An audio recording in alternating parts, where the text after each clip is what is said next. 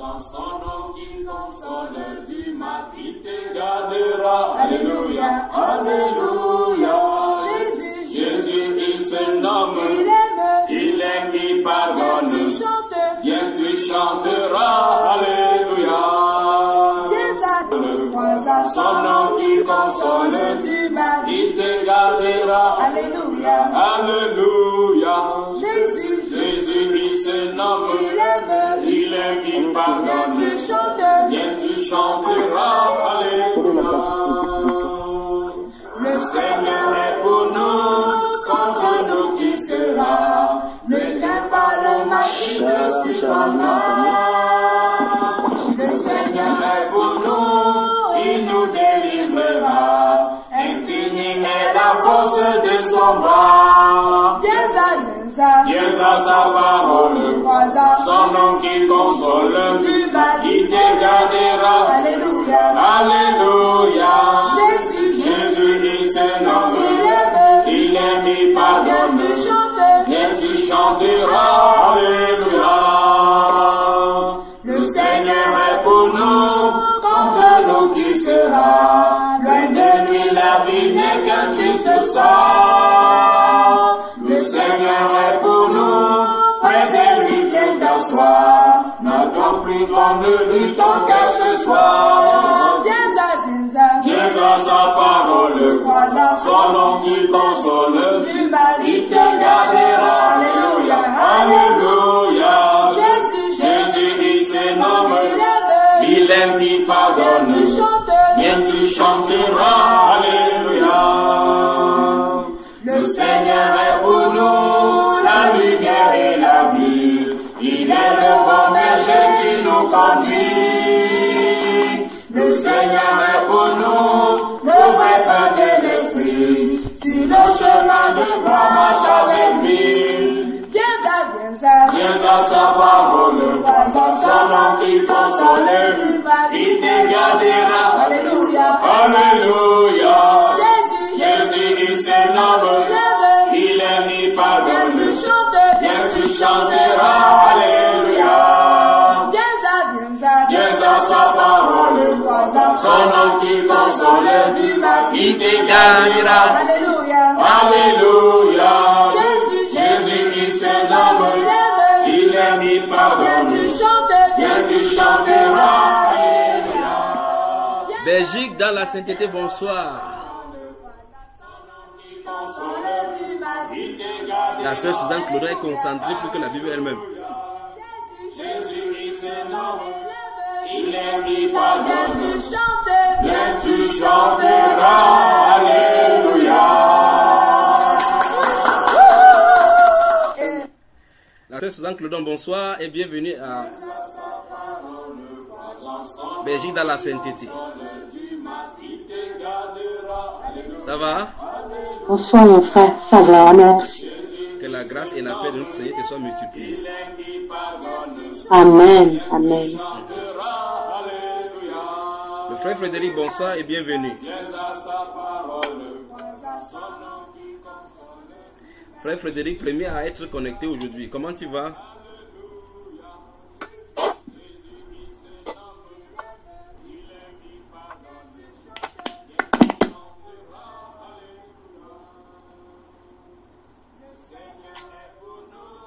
La sœur Reine, bonsoir et bienvenue. Bonsoir mon frère. Toujours en poste.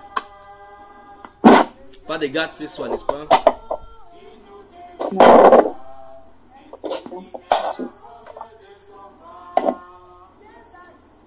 Frédéric Mayor, bonsoir. Bonsoir frère Junior, bonsoir à tous. Bonsoir. Ça va? Oui, ça va très bien par le Seigneur. Que le Seigneur te bénisse. Amen.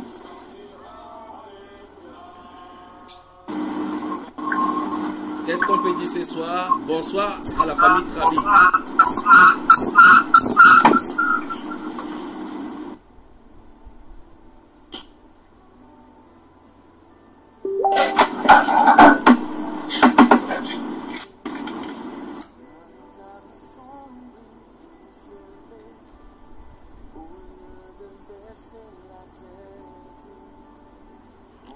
famille Trabi, bonsoir.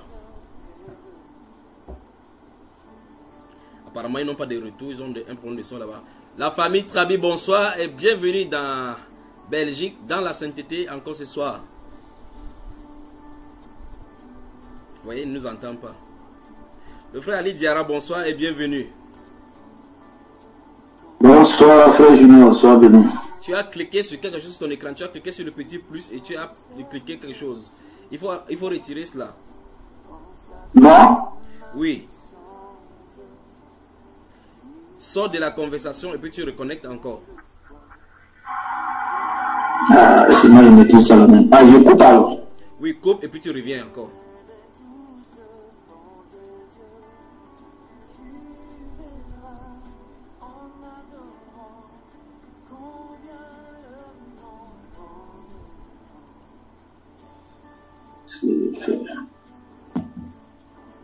Sors de la conversation et puis tu reviens. Ou bien coupe directement ta conversation. Si tu es sur Wi-Fi, tu coupes le Wi-Fi, coupe la connexion et puis tu te reconnectes.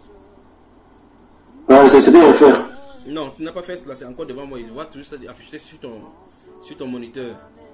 Donc coupe la connexion, tu patientes et puis tu reviens. C'est ce que je viens de faire, il est coupé même. Bah attends.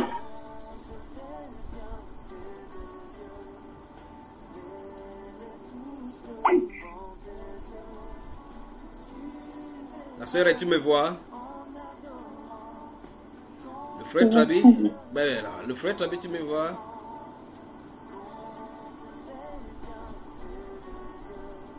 C'est bon? Voilà, c'est bon maintenant. Je te vois maintenant, nickel. Bon, on ne voit pas ta vidéo. On voit ton micro est ouvert parce qu'il voit le rond autour de toi. Tu vois quoi? On ne voit pas ta vidéo. Tu me vois, n'est-ce pas? Oui, moi je vous vois vous tous. Ben voilà, on ne te voit pas. Donc, ça veut dire que tu es un agent secret. Non, non, non. C'est pas l'agent secret. Je vais mettre vidéo après. Que le Seigneur vous bénisse de toutes les façons. Il y en a une qui nous manque ce soir, c'est la sœur Ami Avocat. Elle est de quel côté? Je ne la vois pas. Frère Trabi, tu es là? Oui, je suis là, mon frère, tu m'entends? Tu vois la sœur Ami connectée ici? Non, elle est là-bas. Tu es sûr? Cameroun, toi. Tu es sûr de ce que tu dis? Elle est là-bas. Voilà, ça c'est ma soeur. Bonsoir mes frères et sœurs. Elle est partie au Cameroun. Comment tu as fait pour arriver là-bas, ma soeur? Quelle grâce. Comment vous allez? Très bien, ma soeur, ça va. Oh là là, c'est bien ça. Ma soeur, tu prends l'enveloppe, tu mets chacun sa grâce dedans, tu nous envoies. Bon, ce qu'on va faire, c'est qu'elle va une fois porter mon épouse, comme elle s'appelle Grâce, là, elle porte Grâce et rentre avec. Elle vous divise Grâce, quoi. Voilà. Là, les gars, là, c'est la grâce vraiment. Eh bien, voilà, elle est en direct là maintenant. Donc, Oui. donc on doit plus dire le tatami. Elle y marche chaque fois maintenant. C'est en face d'elle là maintenant. Ma soeur, c'était comment elle le tatami? Non, elle lave seulement chaque jour. Elle ne peut pas passer par là. Ah, ok. C'est bien. Et Chana, comment Chana elle va? Oui, elle va très bien. Nous étions sortis aujourd'hui un peu pour le pouce là. Fais attention, sinon dans quelques mois, elle sera encore enceinte. Toi, fais attention, d'accord? La sœur Suzanne Clodon, bonsoir et bienvenue. Bonsoir mon frère. Bonsoir frère Junior. Comment il va ton mari? Très bien par la grâce de Dieu. Et les enfants? Très bien. Et les enfants? Surtout en ce moment. Hein. Pourquoi surtout en ce moment? Bien. Ah mon frère, le Seigneur nous a fait grâce au... Que le Seigneur continue dans votre foyer. Et ça c'est un témoignage. Que tu gardes, non? Oui, le moment viendra, j'en parlerai, oui. Amen. La sœur Reine, toujours égale à elle-même, posée comme Mère Teresa, calme dans son coin. Observatrice, tenace mais efficace. Bonsoir et bienvenue. Merci mon frère. J'ai comme l'impression qu'il y a quelqu'un qui a participé la semaine dernière qui n'est pas là aujourd'hui. Si c'est ma mémoire bonne, si c'est dans ce forum, il y a quelqu'un qui a participé la dernière fois et qui ne maîtrisait pas l'outil. C'était... Ah oui. Oui. En fait, c'est notre frère de Liège. Là. Ok, non, mais je crois que peut-être il a dû oublier qu'on avait... Patrick, non, Patrick. Charleroi, Patrick de Charleroi. Ok, attends, je vais voir s'il est là. Il a juste pour voir. Ma soeur, tu es à Belgique dans la Sainte-Église, si tu as des questions à poser, pose là-bas. Comment vous allez, mes sœurs? Ça va. Bien, par la grâce de Dieu. On a déjà entendu cela, n'est-ce pas? Oui, on continue.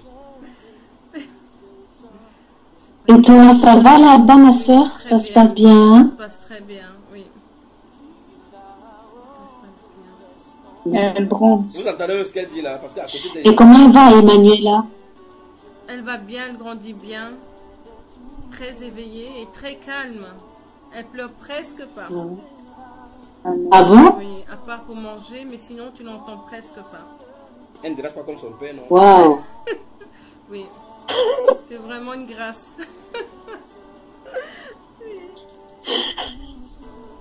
Amen, amen. Ce sont les bébés du Seigneur. Hein. Amen. En tout cas, pour conclure, le bébé et le père se portent bien. Ça, le père, on le sait déjà. Puisque la mère, c'est une grâce déjà, donc on n'a pas besoin de parler, quoi. La grâce ne souffre d'aucun sujet. Amen. Amen. Si vous avez des questions à lui poser, posez-lui les questions avant qu'on entende. Comment ça s'est passé ton voyage, ma soeur? Très bien, très bien. Ce sont des commissaires qui sont venus l'accueillir, quoi. Et comment tu trouves le frère Junior? Il est cool. Ah non, c'est pas mal. Simple, hein? Simple, très simple. Humble, très simple. Il y a pas, le prophète et le frère, c'est deux personnes différentes. Hein? Oui. Belgique dans la sainteté, bonsoir, on commence maintenant. Oui. Hébreu chapitre 11. Commençons à Hébreu chapitre 11. On commence dans Hébreu chapitre 11 ce soir. Frère Travi, on peut lire, on peut travailler ce soir. Merci Père, merci Père, merci Père. Merci Père. Ça va, tu veux travailler? Tu veux travailler ici, il n'y a pas de problème. Comme ça, tu vois comment ça se passe en direct, non? Oui. Déjà, tu as déjà vu avec la femme dans la sainteté.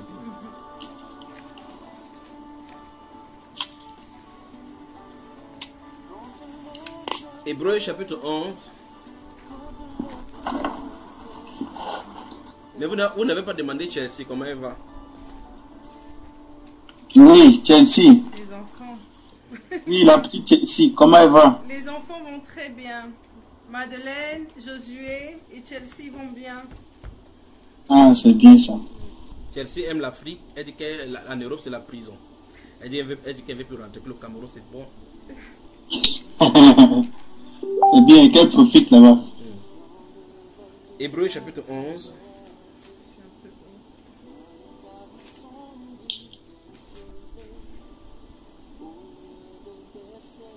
Hébreu chapitre 11.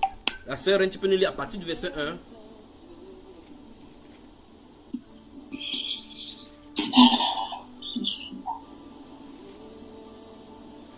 Or, la foi est une ferme assurance des choses qu'on espère, une démonstration de celles qu'on ne voit pas. Pour l'avoir possédée, les anciens ont obtenu un témoignage favorable. C'est par la foi que nous reconnaissons que le monde a été formé par la parole de Dieu, en sorte que ce qu'on voit n'a pas été fait des choses visibles. C'est par la foi qu'Abel offrit à Dieu un sacrifice plus excellent que celui de Caïn. C'est par elle qu'il fut déclaré juste, Dieu approuvant ses offrandes, et c'est par elle qu'il parle encore, quoique mort. C'est par la foi qu'Enoch fut enlevé pour qu'il ne vit point la mort, et qu'il ne parut plus parce que Dieu l'avait enlevé. Car, après son enlèvement, il avait reçu le témoignage qu'il était agréable à Dieu. Or, sans la foi, il est impossible de lui être agréable. Car il faut que celui qui s'approche de Dieu croit que Dieu existe et qu'il est la qu'il est le rémunérateur de ceux qui le cherchent. C'est par la foi que Noé, divinement averti des choses qu'on ne voyait pas encore et saisi d'une crainte respectueuse, construisit une arche pour sauver sa famille. C'est par elle qu'il condamna le monde et devint héritier de la justice qui s'obtient par la foi. C'est par la foi qu'Abraham, lors de sa vocation, obéit et partit pour rendre Dieu qu'il devait recevoir en héritage et qu'il partit sans savoir où il allait. C'est par la foi qu'il vint, s'établit dans la terre promise comme dans une terre étrangère, habitant sous des tentes, ainsi qu'Isaac et Jacob, les co-héritiers de la même promesse. Car il attend la cité qui a de solides fondements, celle dont Dieu est l'architecte et le constructeur. C'est par la foi que Sarah, elle-même, malgré son âge avancé, fut rendue capable d'avoir une postérité parce qu'elle crut à la fidélité de celui qui avait fait la promesse. C'est pourquoi d'un seul homme, déjà usé de corps, naquit une postérité nombreuse comme les étoiles du ciel, comme le sable qui est sur le bord de la mer et qu'on ne peut compter. C'est dans la foi qu'ils sont tous morts, sans avoir obtenu les choses promises, mais ils les ont vues et saluées de loin, reconnaissant qu'ils étaient étrangers et voyageurs sur la terre. Merci ma soeur. Ceux qui parlent en... Merci ma soeur. L'autre soeur, la soeur Clodon, continue dans l'autre version. Gardez-vous à l'esprit, pendant qu'on a des livres là maintenant, puissiez-vous saisir ce qui est en train de se passer maintenant. Le verset suivant, la soeur Clodon. C'est quel verset, s'il vous plaît? Là, parce ouais, que j'écrivais en même temps. Ah ben tu écrivais. Verset 14. Oui. Ok. Frère Frédéric, nous sommes dans Hébreu chapitre 11. Oui, ma soeur, vas-y. Ceux qui parlent ainsi montrent qu'ils cherchent une patrie. S'ils avaient eu en vue celle d'où ils étaient sortis, ils auraient eu le temps d'y retourner. Mais maintenant, ils en désirent une meilleure, c'est-à-dire une céleste. C'est pourquoi Dieu n'a pas honte d'être appelé leur Dieu, car il leur a préparé une cité. C'est par la foi qu'Abraham offrit Isaac, lorsqu'il fut mis à l'épreuve et qu'il offrit son fils unique, lui qui avait reçu les promesses et à qui il avait été dit: en Isaac, tu auras une postérité appelée de ton nom. Il pensait que Dieu est puissant, même pour ressusciter les morts. Aussi, il retrouva son fils, ce qui est une préfiguration. C'est par la foi qu'Isaac bénit Jacob et Ésaü en vue des choses à venir. C'est par la foi que Jacob, mourant, bénit chacun des fils de Joseph et qu'il adora appuyé sur l'extrémité de son bâton. C'est par la foi que Joseph, mourant, fit mention de la sortie des fils d'Israël et qu'il donna des ordres au sujet de ses os. C'est par la foi que Moïse, à sa naissance, fut caché pendant 3 mois par ses parents, ainsi qu'ils virent que l'enfant était beau et qu'ils ne craignirent pas l'ordre du roi. C'est par la foi que Moïse, devenu grand, refusa d'être appelé fils de la fille de Pharaon. Il préféra être maltraité avec le peuple de Dieu, plutôt que d'avoir pour un temps la jouissance du péché. Il regarda l'opprobre de Christ comme une richesse plus grande que les trésors de l'Égypte, car il avait les yeux fixés sur la rémunération. C'est par la foi qu'il quitta l'Égypte, sans être effrayé de la colère du roi, car il montra ferme, comme voyant celui qui est invisible. C'est par la foi qu'il immola la Pâque et fit l'aspersion du sang, afin que l'extermination ne touche pas au premier-né des Israélites. C'est par la foi qu'ils traversèrent la mer Rouge, comme un lieu sec, tandis que les Égyptiens qui tentèrent de passer furent engloutis. C'est par la foi que les murailles de Jéricho tombèrent, après qu'on en eut fait le tour pendant 7 jours. C'est par la foi que Rahab, la prostituée, ne périt pas avec les rebelles, parce qu'elle avait reçu les espions avec bienveillance. Et que dirais-je encore? Car le temps me manquerait pour parler de Gédéon, de Barak, de Samson, de Jephthé, de David et de Samuel, des prophètes, qui par la foi vainquirent des royaumes, exercèrent la justice, obtinrent des promesses, fermèrent la gueule des lions, éteignirent la puissance du feu, échappèrent aux tranchants de l'épée, guérirent de leur maladie, furent veillants à la guerre, mirent en fuite des armées étrangères. Des femmes recouvraient leur mort par la résurrection, d'autres furent livrées au tourment et n'acceptèrent point de délivrance, afin d'obtenir une meilleure résurrection. D'autres subirent les moqueries et le fouet, les chaînes et la prison. Ils furent lapidés, sciés, torturés, ils moururent tués par l'épée. Ils allèrent çà et là, vêtus de peaux de brebis et des peaux de chèvre, dénués de tout, persécutés, maltraités, eux dont le monde n'était pas digne, errant dans les déserts et les montagnes, dans les cavernes et les antres de la terre. Tout cela, à la fois desquels il a été rendu témoignage, n'ont pas obtenu ce qui leur était promis.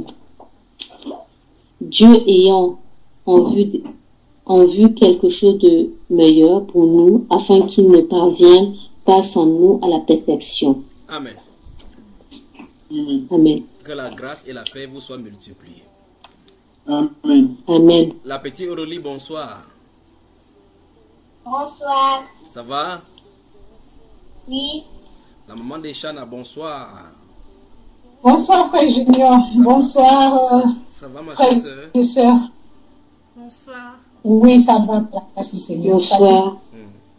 Si Chana lance la sonnette d'alarme qu'elle avait mangée en pleurant, fermez rapidement le micro pour subir seul ses châtiments, d'accord? Pas de souci, pas de souci, on va prendre ça seul. Voilà. Que le Seigneur vous bénisse. Amen. Alors ce soir, je suis en train de suivre quelle direction prendre. Mais je regarde si on prend sur une pente escapée, ça va nous permettre, ça va nous aller dans plusieurs enseignements. Mais je crois que je vais éviter ces couloirs-là pour que ça ne nous trimballe pas pour au moins 2 ou 3 mois dans un couloir. Ce n'est pas encore le moment de certaines choses. Mais je vais parler de la foi à toute épreuve. La foi à toute épreuve. La foi à toute épreuve. Le frère Ali dira, tu m'écoutes? Oui, frère, je t'écoute attentivement. Merci beaucoup. Merci pour notre attention. Le frère Frédéric, tu es là? Tu es là? Oui, très bien, je suis là. Pas besoin de dire que la sœur amie avocat est en train d'écouter très attentivement et respectueusement.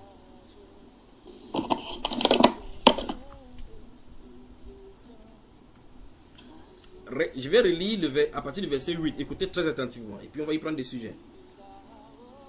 C'est par la foi qu'Abraham, lors de sa vocation, obéit et partit pour un lieu qu'il devait recevoir en héritage. Soulignez qu'il devait recevoir en héritage. Il y a une conséquence par la suite. Un lieu qu'il devait recevoir en héritage.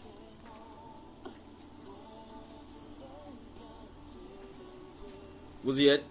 La sœur Reine, apparemment, la lumière s'est coupée chez toi ou quoi? On a coupé la lumière à Bruxelles.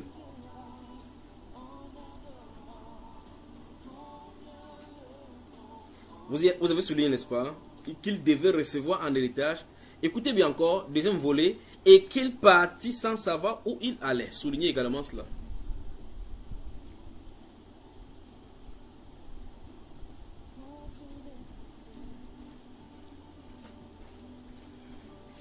Voilà.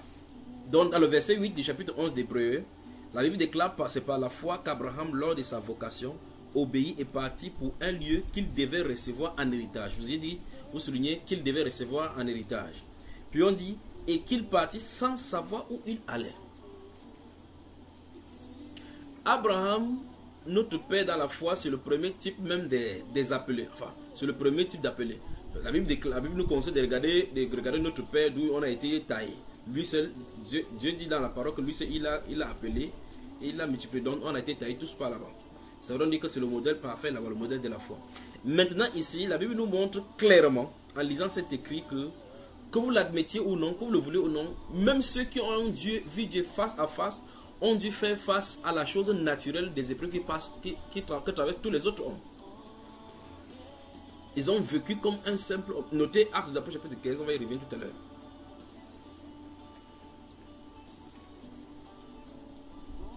Acte combien? Actes des Apôtres chapitre 15.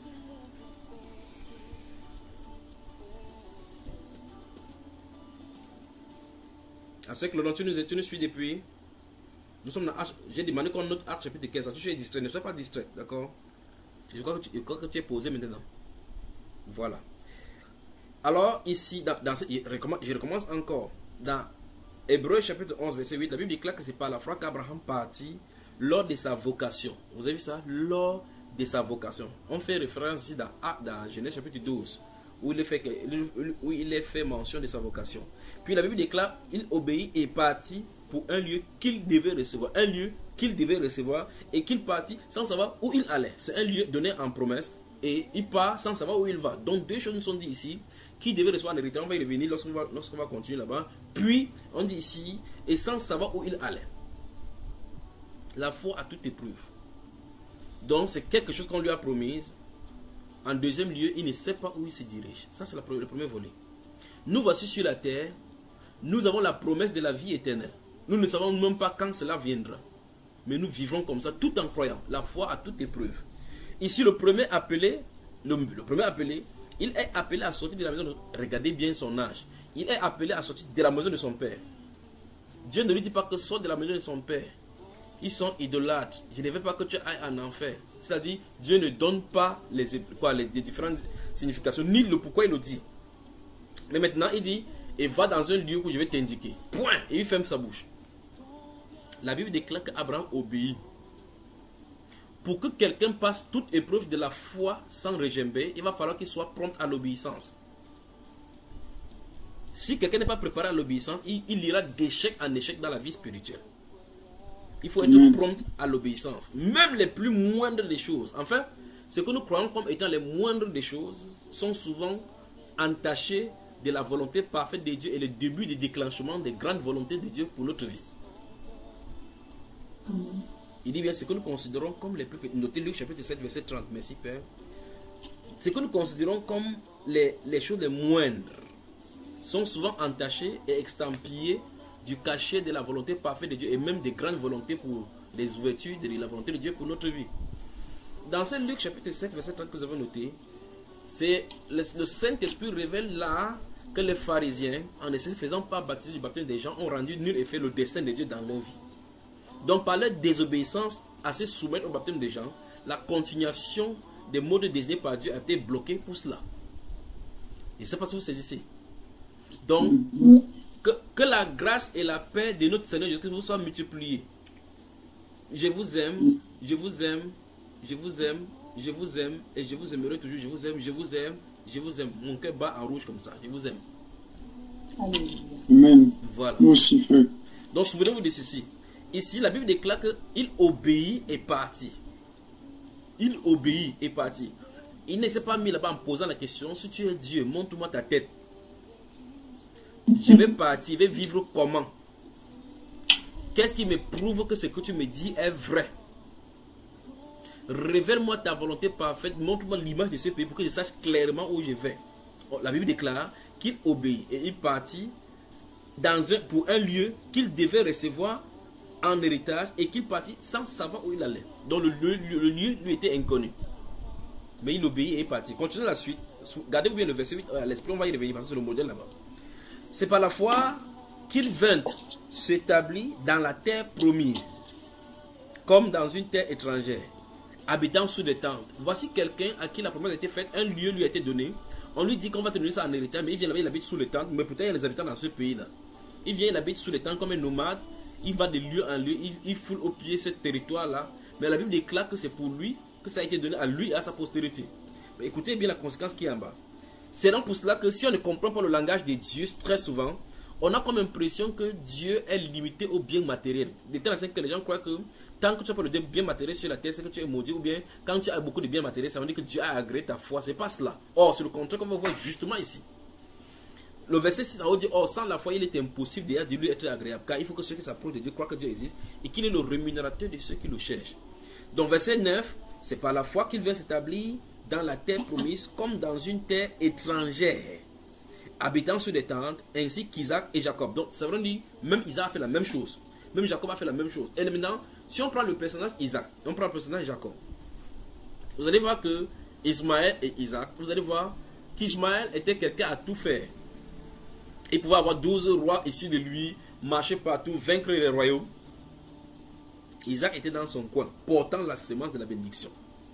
Il était le porteur de la bénédiction et le porteur de la semence de la postérité. Mais le voilà, il est ça et là, alors que l'autre est conquérant. Regardez Jacob et Ésaü. Regardez celui qui est coriace, colosse et autres là-bas, vivace, c'est Ésaü. Mais la personne qui a porté la semence était là nonchalant. Les choses difficiles de la vie lui arrivaient au point où il était obligé de frauder souvent. Vous voyez ce qu'il en est, n'est-ce pas, frère? Combien il a dû souffrir. Pourtant, la promesse était sur sa vie. On dit d'Abraham, Dieu d'Abraham, d'Isaac et Jacob. On n'a jamais dit Dieu d'Abraham, d'Ismaël et d'Ésaü. Jamais. Ça ne se trouve pas dans la Bible. Mais je veux que vous regardiez très bien les deux personnalités chaque fois. Ésaü et Jacob. Vous regardez Ismaël et Isaac. Regardez la façon qu'ils marchent.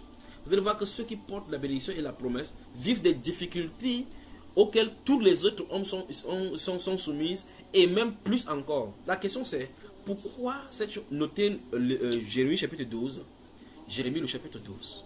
Faisons-y un détour avant de revenir. Merci Père. Jérémie chapitre 12. Jérémie.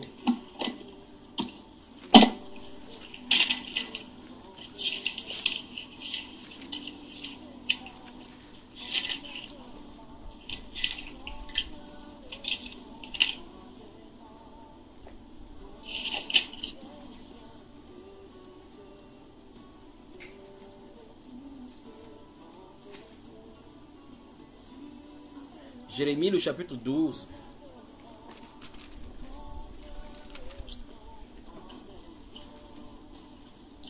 La sœur peut nous lire à partir du verset 1 jusqu'au verset 6.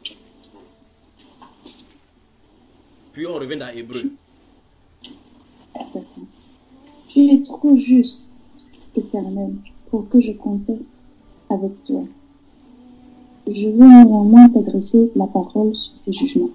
Pourquoi la voix de mes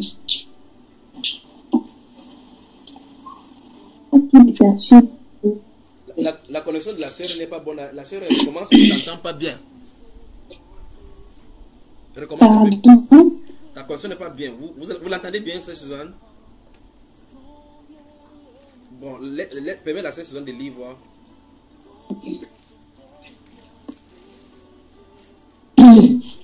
Tu es trop juste, Éternel, pour que je contexte avec toi.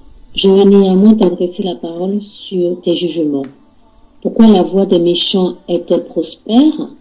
Pourquoi tous les perfides vivent-ils en paix? Tu les as plantés, ils ont pris racine, ils croissent, ils portent du fruit. Tu es près de leur bouche, mais loin de leur cœur. Et toi, Éternel, tu me connais, tu sondes mon cœur qui est avec toi. Enlève-les comme des brebis qu'on doit égorger, et prépare-les pour le jour du carnage. Jusqu'à quand le pays sera-t-il dans le deuil, et l'herbe de tous les champs sera-t-elle desséchée? À cause de la méchanceté des habitants, les bêtes et les oiseaux périssent, car ils disent, il ne verra pas notre fin. Si tu cours avec des piétons et qu'ils te fatiguent, comment pourras-tu lutter avec des chevaux? Et si tu ne crois en sûreté que dans une contrée paisible, que feras-tu sur les rives orgueilleuses du Jourdain? Car tes frères eux-mêmes et la maison de ton père te trahissent. Ils crient eux-mêmes à pleine voix derrière toi. Ne les crois pas quand ils te diront des paroles amicales. Amen. Amen. Donc, si vous êtes honnête, vous allez remarquer que les gens qui ont subi toutes ces choses, si ont dû poser cette question, c'est un moment donné de leur vie. Se pose la question, comment ils servent Dieu et les choses mauvaises leur arrivent. Comment ils vivent la vie de la sanctification et bien plus encore, notez Ésaïe chapitre 65. Bien plus encore, les gens viennent se moquer, même les mondains viennent se moquer. Et même les gens qui croient aussi viennent se moquer quand ils ne sont pas avancés comme toi dans une direction ou bien dans une compréhension, ils viennent encore prendre le même nom de ce même Dieu-là pour se moquer de toi. Alors qu'est-ce qui arrive? Jérémie a subi la même chose ici. Il se pose la question comment dans le pays, lui craint la parole du Seigneur. Il craint le nom de Dieu. Il craint de faire du mal. Il craint de vivre dans le péché. Mais les choses les plus terribles, c'est à lui que ça arrive. Il ose dire la vérité au nom de ces dieux-là. La famine, c'est son partage. Les difficultés, c'est son partage. Il pose la question, pourquoi tu permets que le méchant prospère comme ça? Notez Proverbe chapitre 16, verset 4. Proverbe chapitre 16, verset 4. Proverbe chapitre 16, verset 4. Et faisons-y un détour également avant de revenir.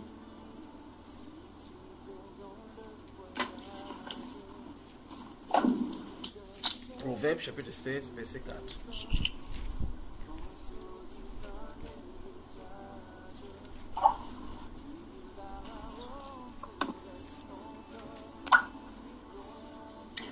L'Éternel a tout fait pour un but, même le méchant pour le jour du malheur.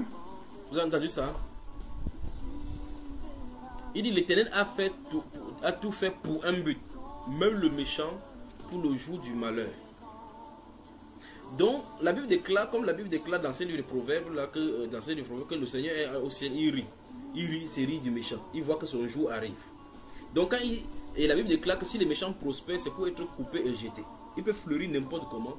En un instant où on regarde le lieu où il s'éteignait, il n'est plus. L'expérience doit nous montrer qu'en réalité, les épreuves à laquelle nous traversons, ce n'est pas pour nous pousser au standard, ce que nous héritons du standard du monde. C'est parce qu'on a quelque chose de bien le meilleur. C'est ce qu'on va découvrir dans ces Hébreux-ci. Il dit bien les expériences de la Bible et la parole du Seigneur doivent nous démontrer que lorsque nous passons par les épreuves, lorsque les difficultés nous arrivent, notez Proverbe psaume chapitre 32. Notez psaume 32, puis le psaume 37. Ou mieux, psaume 32, 34, 37.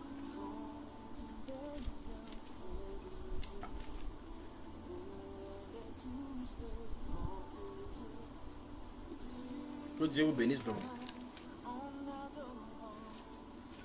Prenons le chapitre 34 et lisons les versets 19 et 20.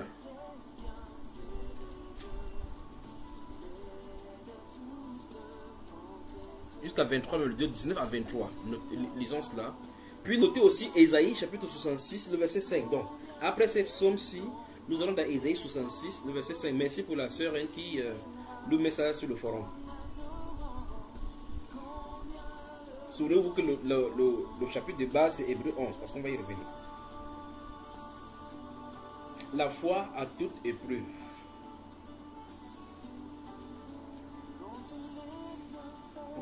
Psaume chapitre 30, verset 19 à 23 jusqu'au dernier là. Qui va lire le son de la sœur Claudin est très bien. Donc, je crois qu'elle est notre lyriste ce soir. Donc, son micro est coupé, décidément. La sœur Claudin a coupé son micro.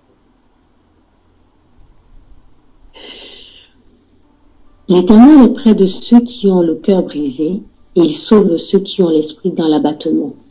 Le malheur atteint souvent le juste, mais l'Éternel en délivre toujours. Il garde tous ses os, aucun d'eux n'est brisé. Le malheur tue le méchant, et les ennemis du juste sont châtiés. L'Éternel délivre l'âme de ses serviteurs, et tous ceux qui l'ont pour refuge échappent au châtiment. Amen. Amen. Donc si vous lisez bien ces passages et vous y méditez, le Seigneur veut dire que les choses qui peuvent arriver sur la terre peuvent aussi arriver souvent au juste. Mais il y a un mot toujours. À la fin, ça va concourir à son bien. L'Éternel en délivre toujours. L'Éternel l'en délivre toujours. Donc de ces choses-là qui lui arrivent. L'Éternel en délivre toujours. Ça veut dire en clair, mes chers frères, mes chères sœurs, que pour un enfant de Dieu, il n'y a rien de permanent, de mauvais, de permanent dans sa vie sur cette terre, tant qu'il y est sur le refuge du Seigneur. Et en bas, il dit quoi? Que ceux qui le prennent pour refuge échappent au châtiment. Mais ce qui est curieux, c'est que quand le monde est dans le bas, au lieu de prendre Dieu pour refuge, c'est Dieu qui s'insulte.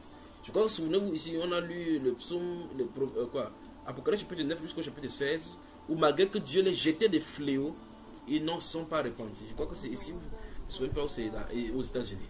Mais regardez quand les jugements de Dieu, quand les coupes vont commencer à être versées, la Bible déclare qu'ils vont fuir, aller dans les montagnes pour dire tomber sur nous. Et la Bible déclare qu'au lieu d'adorer Dieu, de craindre Dieu qui a l'autorité sur ce fléau, ils vont ouvrir les yeux encore pour blasphémer. Parce qu'ils ne savent pas, ils ne connaissent pas la paix de Dieu. Et ça, on voit cela aujourd'hui. Quand une catastrophe naturelle arrive, peut-être le feu a brûlé à tel endroit, le tsunami a frappé à tel endroit, on dit que Dieu, vous dites que Dieu est dit, il était où pour regarder ça, pour qu'il voit tout cela. Et c'est Satan qui fait que les gens continuent à toujours accuser Dieu. Et la Bible déclare dans Lamentation chapitre 3 que pourquoi l'homme vivant, notez cela dans Lamentation chapitre 3. Allons-y, avant de faire un détour dans ce livre d'Ésaïe 66. Lamentation du prophète Jérémie, chapitre 3, à partir du verset 36. 36 à 38 même. Lamentation chapitre 3, verset 36 à 38 et plus. Souvenez-vous qu'on va aller à Ésaïe chapitre 66, verset 5.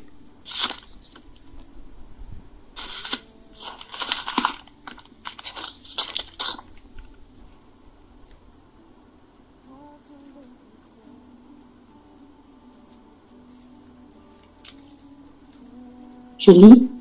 Oui, Lamentation chapitre 3, verset 36 et suivant. Quand on fait tort à autrui dans sa cause, le Seigneur ne le voit-il pas? Qui dira qu'une chose arrive sans que le Seigneur l'ait ordonné? N'est-ce pas de la volonté du Très-Haut que viennent les maux et les biens? Pourquoi l'homme vivant se plaindrait-il? Que chacun se plaigne de ses propres péchés.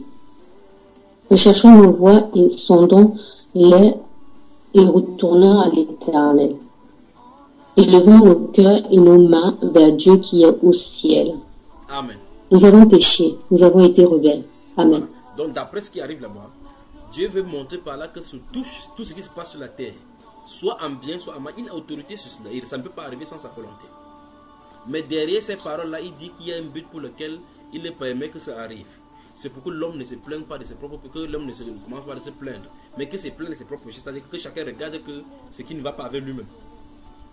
Et qu'il retourne à Dieu. Donc le but pour lequel ces choses, les châtiments arrivent, c'est pour tourner le cœur des gens à lui. Mais qu'est-ce que les gens font? Jérémie, si ton Dieu là est vrai, comment peut-il laisser son peuple comme ça, Jérusalem détruit comme ça là? Regardez Néhémie, quand il a su que, quand il a eu les nouvelles des restes des réchappés qui sont venus de Jérusalem, on lui a dit, ça l'a attristé. Comment puis-je être trempé alors que c'est plus que les lieux de mon père, de mes pères, c'est en ruine. Il a pris cela à cœur, il a commencé à prier, demander pardon à Dieu. Daniel, même chose. On a des problèmes aujourd'hui. Mais les gens qui ne craignent pas Dieu, quand ils vont cela, ils ouvrent la bouche plutôt pour insulter Dieu qui est assis en haut.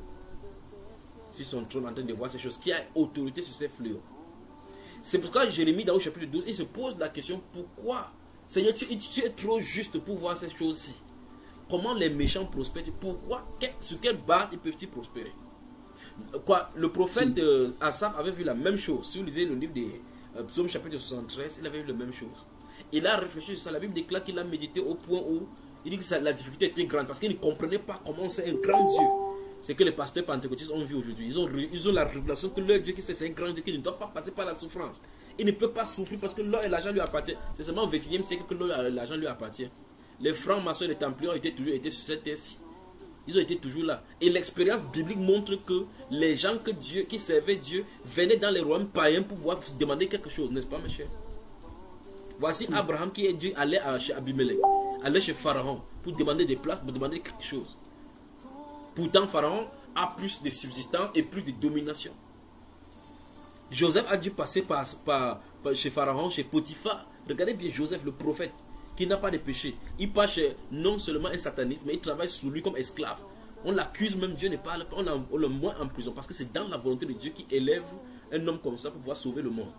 Mais si c'est nous aujourd'hui, on va envoyer le feu sur les yeux de Potiphar, envoyer le feu du Saint-Esprit dans le ventre de la femme de Potiphar qui n'accouche pas, fermer le ciel dans les bénédictions.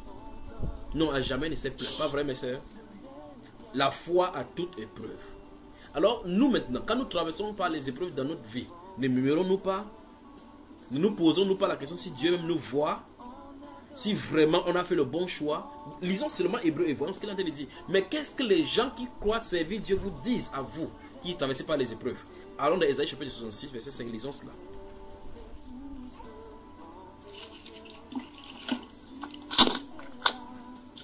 Que le Seigneur vous bénisse, Belgique dans la sainteté. Je suis content d'être avec vous ce soir. Amen.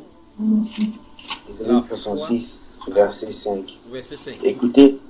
Écoutez la parole de l'Éternel, vous qui craignez sa parole. Voici ce que disent vos frères, qui vous haïssent et vous repoussent à cause de mon nom. Que l'Éternel montre sa gloire et que nous voyons votre joie. Mais ils seront confondus. Encore, relis encore mon cher frère. Et puis la sœur Claude va lire dans sa version aussi. Écoutez la parole de l'Éternel, vous qui craignez sa parole. Écoutez la parole de l'Éternel, vous qui craignez sa parole. Voici ce que disent vos frères, qui vous haïssent et vous repoussent à cause de mon nom. Que l'Éternel montre sa gloire et que nous voyons votre joie. Mais ils seront confondus. Vous voyez la promesse que Dieu donne. Il dit, écoutez bien la parole de Dieu. Il y a des gens, vos frères, qui vous haïssent. Et qui disent, ok, vous savez qu'un Dieu de gloire, vous savez un Dieu, non, que Dieu prouve. Dieu dit qu'ils seront confondus. Dieu dit qu'ils seront confondus. La sœur Claude, lis dans ta version. En fait, je cherche le verset. C'est quel verset? Verset 5 du chapitre 66 d'Ésaïe. Verset 5? Oui. D'accord, ok. Qui dit, retire-toi, ne m'approche pas, car je suis saint. De pareilles choses, c'est une fumée dans mes narines. Non, C'est un truc qui brûle. Ésaïe 66, verset 5, ma soeur, lis. Verset 5. Écoutez la parole de l'Éternel, vous qui craignez sa parole. Voici ce que disent vos frères, qui vous haïssent et vous repoussent à cause de mon nom. Que l'Éternel montre sa gloire et que nous voyions votre joie, mais ils seront confondus. Une voix éclatante sort de la ville, une voix sort du temple. C'est bon. C'est la voix de C'est la l'Éternel. voix de l'Éternel. Donc ça veut dire que Dieu est dans le temple, il voit tout ce qu'on dit. Il écoute tout ce qu'on dit. Il écoute tout ce qu'on dit. Au point où il reste tranquille, malgré que ces gens-là ne sont pas là. Et le verset s'y montre clairement que ceux qui craignent le nom de Dieu là ne sont pas de vivre dans une joie parfaite. Vous voyez cela? Au point où les autres personnes sont de se moquer de. Parce que le verset là veut dire cela. Parce qu'il dit que l'Éternel vous montre sa gloire pour qu'on voit votre joie. Parce qu'il ne peut même pas percevoir leur joie. Mais Dieu dit qu'ils seront tous confondus. Donc vous voyez effectivement que les gens qui servent Dieu, l'expérience de la Bible, qu'est-ce que l'apôtre Paul va dire? Il dit qu'ils ont tout ce qui leur est arrivé, ils étaient regardés comme des balayus de ce monde-ci, persécutés dans le rue, dans des fouets, dans des coups, dans des antres de la terre, comme on a vu ici dans les antres de la terre. Dans Hébreux chapitre 11, on parle qu'ils étaient errants ça et là. Mais aujourd'hui, pour servir Dieu, être bien, il faut qu'on te voie que tu es un grand serviteur de Dieu. Il faut avoir des jets privés. Que mais si les païens ont des jets privés, pourquoi pas nous? Et quand on fait comme ça, pourquoi pas nous? Pour cacher et voiler notre convoitise, on dit que pour la gloire de Dieu. Vous voyez, on en est, n'est-ce pas? Pourtant, c'est pour l'orgueil de notre cœur, pour la soif de nous paraître. Mais maintenant, regardez ce que la Bible déclare là. Il dit que voici ce que déclarent ceux qui vous haïssent à cause de mon nom, parce que ceux-ci tiennent ferme à Dieu, et de l'autre côté, ceux-là sont de les persécuter pour dire, ok, vous dites que vous servez Dieu. Vous servez Dieu, pourquoi on ne voit pas ça sur vous? Pourquoi on ne voit pas la gloire de Dieu? Maintenant, la gloire de Dieu est devenue sur l'expression des déshabillements. Pourtant, la Bible déclare que ceux-ci à laquelle est rendu témoignage de leur foi étaient vêtus de peaux de bêtes, vivaient dans les antres de la terre, dont le monde même n'en était pas digne. La Bible veut nous redéclarer et veut nous enseigner ce soir que les hommes et les femmes de foi, leur condition sur la terre, quel que soit le cas, n'est pas permanent. Et c'est pour un but bien précis. Vous pouvez traverser des difficultés au point où vous croyez vraiment que Dieu s'était. Mais regardez bien dans Isaïe 65, verset 66, verset 5. Vous remarquez qu'après, tout juste après, on dit qu'une voix sort du temple. Et quelle est cette voix? C'est la voix de l'Éternel. Ça veut dire qu'il est sur le point de déclarer quelque chose. Mais quel est l'intervalle de temps qu'il y a entre le moment où tu méprises, du moment où ça se passe au point où les chrétiens se posent des questions. Même quand ils marchent entre eux, ils disent, ma soeur, comment tu fais pour Dieu? Ça fait moi, je n'entends pas. Malachie chapitre 3, allons-y, Malachie. Malachie, le prophète Malachie, avant le livre de Matthieu. Votre Bible, votre livre des dîmes là. Vous connaissez le livre de la dîme, non? Le livre des dîmes vaut. Le sacrifice faut voir. Parle toujours comme ça, il t'attrape. Vous y êtes? Quel chapitre? Il dit quel chapitre de ce siècle là? Malachie, c'est avant Matthieu.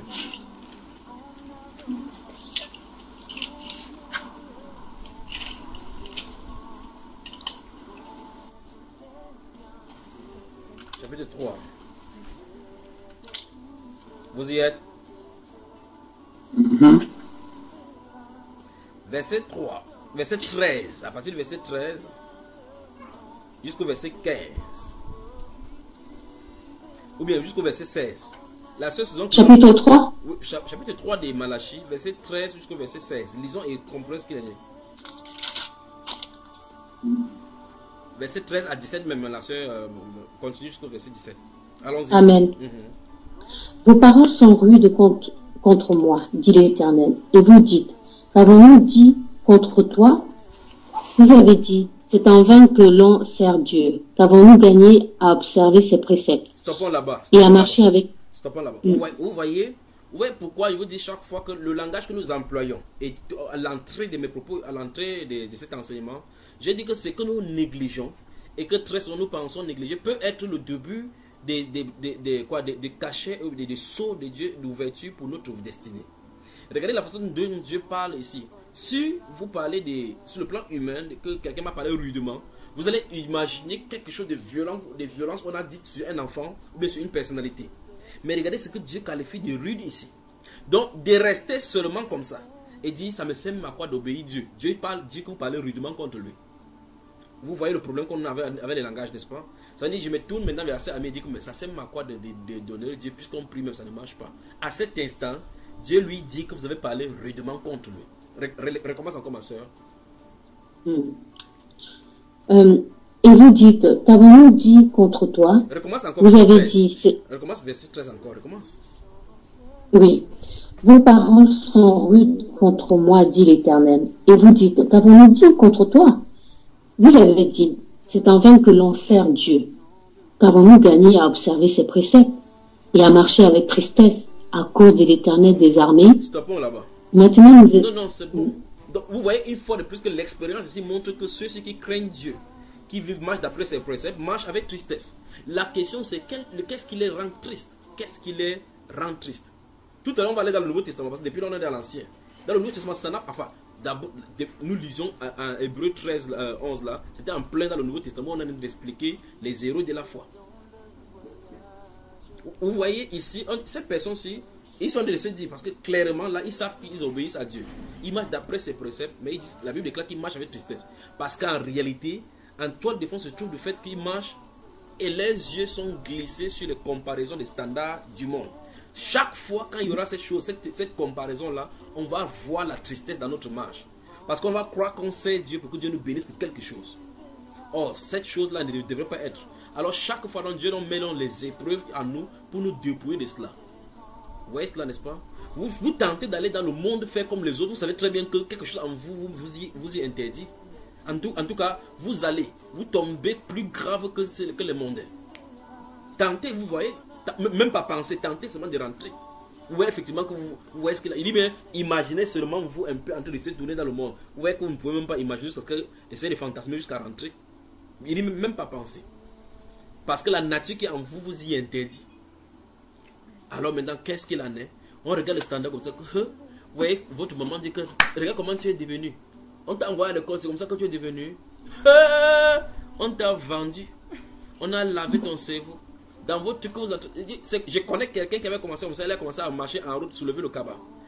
Tu restes comme ça, quand tu rentres le soir, quand la personne parle, les mêmes voix repassent en toi et puis tu comprends que elle peut dire vrai, puisque je n'ai pas encore vu Dieu.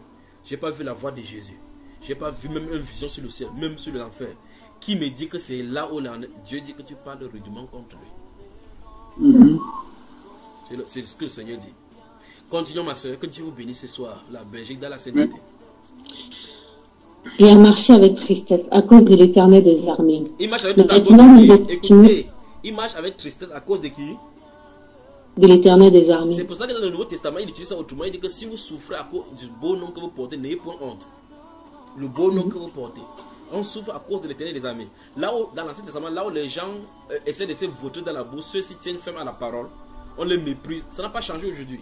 Lorsque vous commencez à vivre dans la sanctification, dans la sainteté, à cet instant, vous serez marginalisé. Vous allez vous asseoir à côté de quelqu'un, vous en tant que femme par exemple, vous habillez. Ils posent leurs mèches, vous ne les posez pas de questions. Ma soeur, il te pose la question, pourquoi tu as toujours tout le temps avec le foulard sur ta tête? Mais quel est ton problème avec son foulard? Vous voyez cela, n'est-ce pas? Mais depuis, j'ai remarqué que ton habillement a changé. Tu ne portes plus le pantalon. C'est quelque chose qui est en train de t'interroger. Comme ça, tu ne sais pas. C'est pas cette personne-là qui est en train de t'interroger. Quelque chose en train de t'interroger. En réalité, Satan a été posé la question que tu vas arriver avec ça. Est-ce que tu sais que dans le monde, il faut... c'est l'interrogation qui se cache derrière. Tu sais qu'il faut être sexy. Il faut allumer. Tu es destiné pour allumer. Mais tu es en train de fermer le feu. Vous voyez, ça veut dire que si tu continues comme ça, alléluia, et on continue. Si tu continues comme ça, je vais voir comment ton mari va faire. Si tu es marié, ton mari va aller dehors. Mets toujours le drap sur toi comme au temps de Jésus. Tu vas voir, les temps ont changé. Hein. Il faut dire à la personne que la Bible n'a pas changé. Et ne vous égosiez même pas à expliquer les choses. Ça m'est arrivé plusieurs fois. Qui parle là? C'est la sœur Suzanne. Dedans. Il est arrivé comment? Ça m'est arrivé plusieurs fois, vraiment. Que quoi? Bah, j'ai eu des personnes qui sont venues vers moi, me disent, mais ma chérie, tu étais belle quand tu étais dans le monde, tu étais sexy, mais ton mari, il va te quitter. Regarde comment il est beau, il va te quitter, quoi. Moi, je leur ai dit, écoutez, c'est le Seigneur. C'est Dieu qui fait tout. Moi, je prie beaucoup pour que le Seigneur touche son cœur, pour que le Seigneur, pour qu'il reste, mais moi, je n'ai rien à faire. Oui, mais non, tu comprends pas, mais c'est pas ça. Le Dieu n'est pas comme ça. Dieu veut qu'on soit beau, qu'on se fasse, on soit sexy. C'est pas pour rien qu'il a créé tout ça, mais tu n'as rien compris. Tu interprètes mal les choses. Ouais, regardez-moi dans les yeux, vous posez 3 questions. Vous connaissez Whitney Houston? Oui. Oui. Combien de maris a-t-elle eu?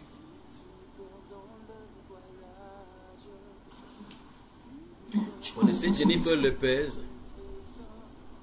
Oui. Combien de maris a-t-elle eu? Plusieurs. Sharon Stone. Vous connaissez sa beauté? Combien de maris a-t-elle eu? Plusieurs. Angelina Jolie. Angelica ou c'est Angelina ou c'est Angelina Jolie. Vous connaissez sa beauté, n'est-ce pas? Avec ses yeux ensorcelants. Quand on regarde comme ça, tu revois Proverbe directement, n'est-ce pas? Combien de maris a-t-elle eu? Plusieurs. Vous connaissez Brad Pitt? Combien de femmes a-t-elle eu? Alors, c'est pour dire que, en fait, ceux qui sont sexy, ils changent beaucoup plus de maris, même en clair. Donc, ce n'est pas en limitant le monde comme ça qui va empêcher que ton mari pas changer. Puisque si quelqu'un a quelqu'un comme Angelica ou c'est Angelina Jolie, il puisse laisser Angelina Jolie pour aller chercher quelqu'un comme Whoopi Goldberg. C'est que ce qui sait que je ne vais pas, vous voyez cela? Vous avez vu Carla Bruni, c'est Bruni aussi, Carla Sarkozy. Bruni, combien d'hommes elle est passée avant d'arriver sur le président? Combien? Donc en réalité, ce n'est pas le problème d'habillement qui pousse les hommes dehors ni quoi que ce soit. La pureté de cœur d'une femme la rendra respectueuse aux yeux des hommes. Amen. Amen. Amen. Ce n'est pas en bombant les pompées là pour montrer comme ça, en mettant les silicones. Attendez que ça éclate à l'intérieur. Vous allez courir chez les chirurgiens pour payer l'argent. Comment? Bon, on peut continuer notre chose ici. Alors ici, la Bible déclare que ici, ils faisaient cela à cause, ils avaient la tristesse à cause de l'Éternel des armées. Vous voyez quelqu'un s'asseoir devant la télévision comme ça, la télévision est en train de l'évangéliser. Vous voyez, c'est mal que le diable a mis dans ce cœur-ci, dans le monde aussi. Vous asseyez là comme ça, vous voyez la série. Je vais vous montrer, je vais vous dire quelque chose. Lorsque j'étais à l'université, j'avais la femme de mon grand frère, là où je partais souvent de temps en temps habiter. Il y avait une série qu'on appelait Top Model. Elle avait toujours un cahier vierge là, avec le crayon. Je croyais peut-être qu'elle notait des cours ou quoi que ce soit. J'avais remarqué quand j'avais pris son cahier qu'elle dessinait plutôt le modèle d'habit. Les modèles démembrés et autres. Vous savez, elle regarde comme ça, pendant qu'elle écrit quelque chose. Pendant que je regarde la série pour regarder comment qu'elle peut investir sur le monde, elle regarde pour tirer des modèles. Quelqu'un d'autre regardera pour voir comment on embrasse. L'autre regarde comment il va traiter son mari qui est dur. Vous voyez, tout le monde est servi là-bas dans le satanisme. Et ça, si vous comprenez. Alors, on s'assoit devant la télévision, ça façonne notre comportement. Souvenez-vous, sachez que de la même façon que vous mettez les enfants devant les films, vous avez Dragon Ball, manga et autres, et que vous voyez plus tard que ces enfants se lèvent alors qu'ils n'ont pas la télévision, commencent à répéter comme Sangoku, chiou, chiou, chiou. Ça veut dire que, ça veut dire indirectement et directement, explicitement et implicitement, la télévision et les séries télévisées qui sont en train de voir sont en train de façonner les comportements, n'est-ce pas, frère? De la même façon, si nous plongeons nos regards et nos cœurs dans cette parole, si ça façonne notre comportement et oriente notre destinée à la direction du Seigneur. Amen. Amen. Amen. Continuons dans Malachie chapitre 3 avant qu'elle dise autre chose. Malachie chapitre 3. Verset 15. Regardez bien, ils ont dit qu'ils ont souffert comme ça à cause de l'Éternel des armées. Ils vont élever encore le drapeau maintenant. Suivez, le drapeau suivez seulement. Verset 15. Maintenant nous estimons heureux les hautains. Oui, les méchants prospèrent. Oui, ils tentent Dieu et ils échappent. Vous entendez ça? Alors ceux qui craignent l'Éternel. Vous entendez? C'est le même truc qu'on a vu tout à l'heure dans le livre de Jérémie. Jérémie chapitre 12. Ici, il dit que, mais, vous voyez effectivement que le problème de ces gens-ci est venu au moment où ils ont commencé à se comparer avec le mondain. Parce qu'ils estiment, et c'est la mauvaise graine qui est entrée dans l'église aujourd'hui. On estime que, comme Matthieu chapitre 24 dit, non, quand le livre de Psaume 24 dit à l'Éternel la terre et tout ce qu'elle renferme, ça veut donc dire qu'on doit prendre tout. Or, pourtant, la Bible réitère dans le livre de quoi 1 Corinthiens chapitre 6, verset 13, que tout est à vous, soit le monde, soit la mort, soit tout est à vous. Mais je ne me laisserai pas asservir par quoi que ce soit. Pourrons-nous comprendre ces versets-là? Soit le monde, soit Christ. On vient seulement dire tout est à vous. On ne prend pas ce qu'il y a en bas. On a dit la mort et la vie. Christ, si. Si par la vie, on va seulement prendre la vie que la mort, jamais. C'est ça. Dans ce écrit là-bas clairement. Allons là-bas, mettez le doigt là-bas. Alors, c'est 1 Corinthiens là. Nous sommes dans Malachie chapitre 3. Nous avons commencé dans Hébreux chapitre 11.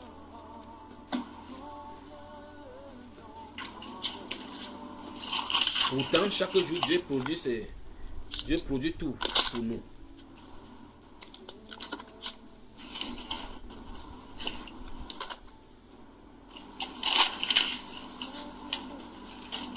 Verset 12 du chapitre 6.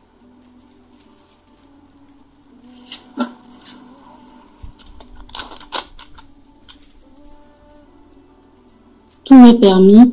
Donc, 1 Corinthiens, chapitre 6, verset 12. Oui. Tout m'est permis, mais tout n'est pas utile. Oui. Tout m'est permis, mais je ne me laisserai pas asservir par quoi que ce soit. Voilà. Les aliments sont pour le ventre, et le ventre pour les aliments. Bon, verset 12. Verset 12. On pourra aller dans le livre de 1 Corinthiens chapitre 10 encore, verset 23 pour lire que tout m'est permis. Il y a quelqu'un qui... Le frère Ali Diarra, tu étais quitté. Qu'est-ce qui va pas avec ta connexion?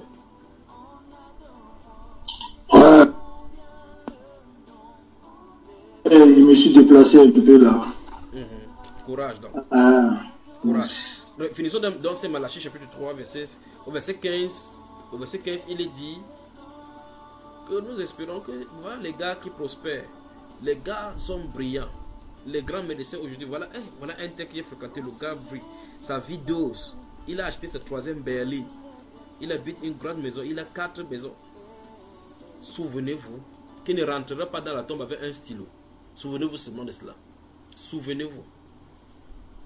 La Bible, l'Ecclésiaste, le sage a dit que pense, même si le sur la terre n'est pas comment, pense aux jours nombreux quand tu vas descendre dans la tombe. Combien les jours nombreux, les jours des ténèbres seront nombreuses. Et il ne dit pas cela par rapport au jugement. Il dit seulement, souviens-toi quand l'obscurité va tomber sur toi, tu ne pourras plus voir cela et tu n'en pourras plus enjoy n'importe quoi là-dedans. Mais souvenez-vous que cette personne-ci, les 2 personnes qui rentraient de la messe là, ils ont commencé à causer entre elles là-bas, les 2 femmes là, alors qu'ils ont vu quelqu'un passer avec une grande Mercedes au devant de peut-être même verser la boue. Ils ont commencé à commenter que maman, on est venu accompagner les gens sur la terre-ci. Regarde comment on s'est dit, gêné jusqu'à ce que ma joue est entrée dedans. Regarde une femme comme ça, une jeune fille comme ça. Elle a 23 ans, elle a une voiture de 100 millions. Elle a pris cela où? Maman, à cet instant-là, sa foi a chuté, n'a pas réussi aux épreuves. Parce que l'épreuve, lorsqu'on traverse pas, la foi ne regarde pas aux circonstances qu'on traverse. Mais la foi, en période de circonstances difficiles, la foi compte sur Dieu. Cette foi-là parle ainsi, si je traverse les eaux, le Seigneur avec moi. Vous voyez, ça veut dire qu'il y a possibilité de traverser les eaux. Quand la Bible déclare que 1000 tombent à mon côté, 10 000 à ma droite, ça suppose que tu es dans le feu de l'action. Tu es dans les circonstances où il y a des effets qui ne vont pas. Souvenez-vous que quand on dit que 1000 tombent à mon côté et 10 000 à ma droite, ça ne veut pas dire, ça ne peut pas vous atteindre. Parce que l'autre verset, le verset continue en disant, dans l'autre côté là, que le malheur atteint souvent le juste, mais l'Éternel en délivre toujours. Donc si tu as la fièvre et les autres ont la fièvre, ta fièvre n'est pas identique aux autres fièvres. Parce que derrière ta fièvre, il y a une expérience. Derrière ta fièvre, la personne qui contrôle le visible et l'invisible a le pouvoir là-dessus.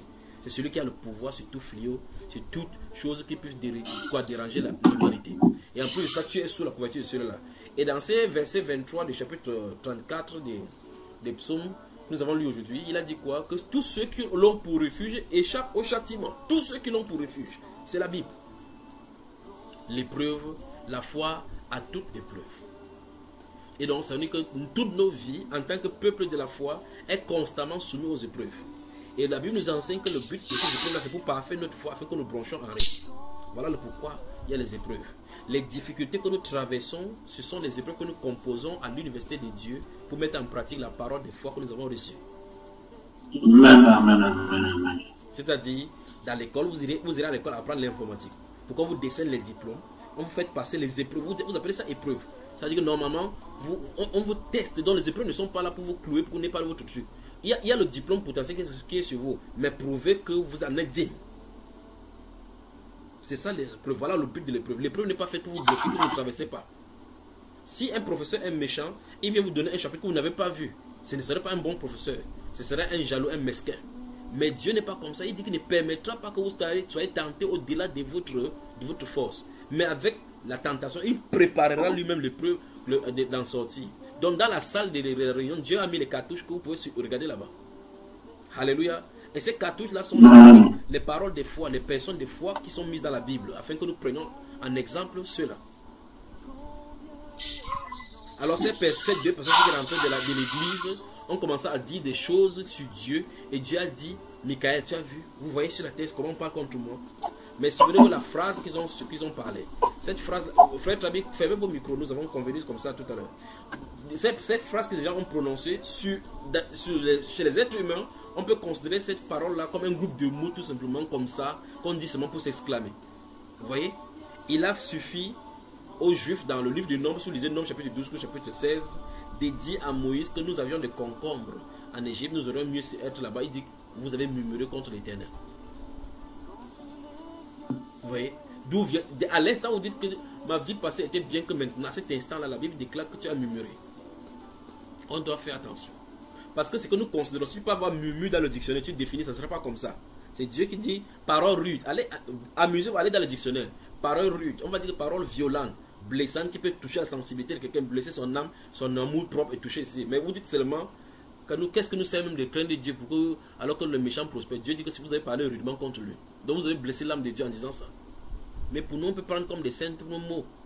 Donc mesurons bien ce que nous faisons. Les gens, le peuple de la murmure pas, mais prennent les épreuves à laquelle ils traversent comme des sujets pour glorifier Dieu. Le peuple des foi ne murmure pas. Ils ne doivent pas murmurer. C'est donc pour cela que vous avez vu, on a fait ça aux Juifs dans la Bible. Hébreux chapitre 4 nous enseigne que car la même parole nous a été annoncée aussi bien qu'à eux. Mais elle ne trouva pas des fois chez ceux qui l'entendirent. Aussi ne put-il pas entrer. Nous voyons qu'ils n'ont pu pas entrer. Parce que ça n'a pas trouvé de foi. Et or, la Bible déclare en Romains chapitre 10 que c'est la même parole de foi que nous prêchons. Donc faisons attention à ce que nous disons. Lorsque notre foi passe par les épreuves de notre foi ne sont pas destinées à nous clouer sous la terre, à nous faire rentrer dans le monde, à nous faire rentrer dans le péché, à glorifier Satan, mais c'est pour but de glorifier le Seigneur. Et notre foi passera à toute épreuve. Il n'y a pas de foi sans épreuve. Souvenez-vous de cela. Vous dites que j'ai la foi, attendez vos épreuves. Vous ne pouvez pas dire que vous avez la foi, parce que la foi et les épreuves sont intimement liées. Parce qu'une foi n'est pas stagnante. Toute mer ou bien toute eau qui est stagnante devient une source de pollution, devient une source de contamination. C'est pour ça qu'on doit de progrès en progrès. C'est pour ça que la connaissance du Seigneur Jésus-Christ n'est pas fixe. Vous pouvez connaître le Seigneur jusqu'en lisant la Bible une fois vous connaissez un aspect de lui. La prochaine fois que vous lisez la Bible, vous voyez encore notre aspect du Seigneur Jésus. Vous grandissez en connaissant du Seigneur Jésus. Il y a des gens qui initialement ne pensaient même pas que Jésus est Dieu jusqu'à ce qu'ils tombent sur un verset. Ça bouleverse leur changement, leur entendement au point où ils maintenant disent waouh, Seigneur, pardonne-moi, je ne savais pas que tu étais Dieu. C'est pas qu'à ce moment que Jésus est devenu Dieu. Il est Dieu depuis, mais il ne connaissait pas tout simplement. Ils grandissent en connaissance. Et la Bible déclare qu'on grandisse dans la grâce. On va aller de progrès en progrès. Alors les épreuves de la foi sont destinées donc à corriger notre foi pour que nous arrivions à la perfection comme Abraham a fait. Mais frère, oui. à l'issue de ça, là, il y a une question qui boue au-dedans de moi. Là. En fait, la question c'est comment connaître la voix de Dieu, de notre cœur et du diable. Ça c'est bon, c'est une bonne question. On va rentrer dans Hébreu 11 qui va nous expliquer cela. Garde bien ça. C'est bien comme ça a bouilli là-dedans. Mais quand ça bouillait comme ça, qui avait mis ça au feu, frère? Parce que c'est le côté le plus difficile là maintenant. Puisque tu sais pourquoi c'est il y a difficile, Dieu, mon frère? il y a notre cœur, Tu sais pourquoi il y a c'est le difficile? diable aussi qui parle. Puisqu'on Puisqu'on doit avoir la foi et marcher avec le Seigneur. Tu sais pourquoi c'est Donc difficile? obéir à la voix. Tu sais pourquoi c'est difficile? C'est embrouillé. Tu sais pourquoi c'est difficile, frère? Pourquoi c'est difficile? Non, non, non. Bon, je vais te poser d'abord une question pour qu'on sache pourquoi c'est difficile. On y va? Oui. Depuis quand le diable est sur la terre? Comment? Depuis quand le diable est sur la terre? Depuis la création. Oui, depuis la création, oui. Ça veut dire que les êtres humains qui ont vécu sur la terre et ont traversé par la foi sont nos exemples. N'est-ce pas, frère? Oui. Ok, ça veut dire que s'ils ont vécu avec le diable durant ce moment en entendant la voix de Dieu sans difficulté, on s'attend à ce que ça se passe de la même façon pour nous. N'est-ce pas, frère? La question se trouve au niveau de l'expérience avec le Seigneur. C'est là le problème. Tu vois, la petite Chana que tu as accouchée là va s'habituer à ta voix. Au point où si tu viens dans les escaliers, tu es n'importe où tu parles, même derrière les murs, peut savoir que voici mon papa. Pas vrai? Oui. Là maintenant, elle ne sait pas quel est le nom de son papa, elle ne connaît rien dessus. Mais quand elle va commencer à avoir l'expérience de ta voix, personne ne pourra plus la tromper. D'accord, frère? D'accord, c'est ça. Ok, donc c'est ce qu'on va voir dans les Saintes Écritures ici. En fait, c'est ce que Hébreu va nous révéler cela. Parce qu'aujourd'hui, manifestement, on se retrouve dans une époque où, quand tu rêves, tu ne sais même pas qui t'a donné le rêve. Oui. Une voix parle à ton cœur, tu dis, ça peut être Satan. D'abord, même, quand tu expliques même ton nom, même ce que tu viens, un chrétien te dit que ma soeur, ça peut être le diable qui t'a parlé. Donc le diable parle mieux que ton père. Par contre, le Seigneur peut te mettre à cœur où tu as une conviction de faire, soit d'assister un frère, par exemple. Mais un temps, tu dis un cœur m'a dit que comme tu as deux cœurs là. Et l'assistance que tu vas apporter au frère est tellement, je peux dire, tellement fort à voir, ou bien tellement, par exemple, lourd financièrement. Un frère entend ça, par exemple, il te dit, est-ce que ce que tu as entendu là, ou bien ton épouse, ou bien un frère ou ton épouse ou quelqu'un vient dire, mais la pensée que tu as, donc tu vas lui donner tout ça là. À cet instant-là, tu lui poses la question que frère, la question là que tu fais là, c'est sur l'inspiration du Saint-Esprit. C'est ça. Ce serait bien comme ça, c'est une partie égalisée là, n'est-ce pas? Parce que la Bible déclare que si quelqu'un parle, qu'il parle comme déclarant les oracles de Dieu, n'est-ce pas? Alléluia. Donc si quelqu'un te parle comme ça, dis-le aussi, frère, est-ce sur inspiration que tu parles, que tu poses cette question? On continue. Alors souvenez-vous que les épreuves de la foi, notre foi aura toujours les épreuves. La foi est au singulier, les épreuves sont diverses, comme la Bible déclare. Et ces diverses épreuves sont destinées à purifier les domaines de notre foi qui ne sont pas selon la volonté du Seigneur. Et par conséquent, le Seigneur soumet notre foi aux dures épreuves de la vie. Comment il fait? Il le fait au travers des expériences, au travers des choses. Prenez un exemple. Vous habitez avec quelqu'un qui... Dieu veut vous apprendre l'amour. Il vous envoie quelqu'un qui vous déteste au plus pire, avec qui vous devez habiter. Dieu ne vous dit pas, va là-bas, prends la Bible, prends le cahier, je t'enseigne l'amour. L'amour, c'est A-M-O-U-R. Amour veut dire c'est qu'on aime. C'est bon. 2 points à la ligne. Les synonymes de l'amour sont non. C'est dans le feu de l'action que tu vas savoir ce que c'est que l'amour. Quand cette personne, si vous fait du mal, et que vous voyez que c'est la personne que vous aimez plus que vous estimez, qui vous déçoit ainsi, pensez à ce que vous avez fait aussi à Dieu qui vous a aimé et qui s'est lui-même livré pour vous. Pensez-y. Et donc son amour est inconditionnel. C'est-à-dire que malgré votre déception, son amour ne change pas. Pensez-y. Et donc, qu'est-ce que Dieu fait en mettant ces personnes devant vous? C'est pour voir la réalité de l'amour, voir ce qu'il ressent et voir comment aimer et ressentir ce qu'il ressent lorsqu'on fait quelque chose de mal. C'est pour cela qu'il nous met ces gens-là. Vous allez rester un jour comme ça, dire que vous vous enfermez comme il fait froid. Vous croyez que comme il fait froid, vous êtes toujours dans la même maison, vous ne vivez pas dans le péché. Vous dites, ça fait 6 mois, je ne pêche pas. Attends, l'hiver finit que l'été arrive. Quand vous allez voir les femmes dehors avec les sexy, les trucs là, tu vas savoir si les mauvaises pensées sont là.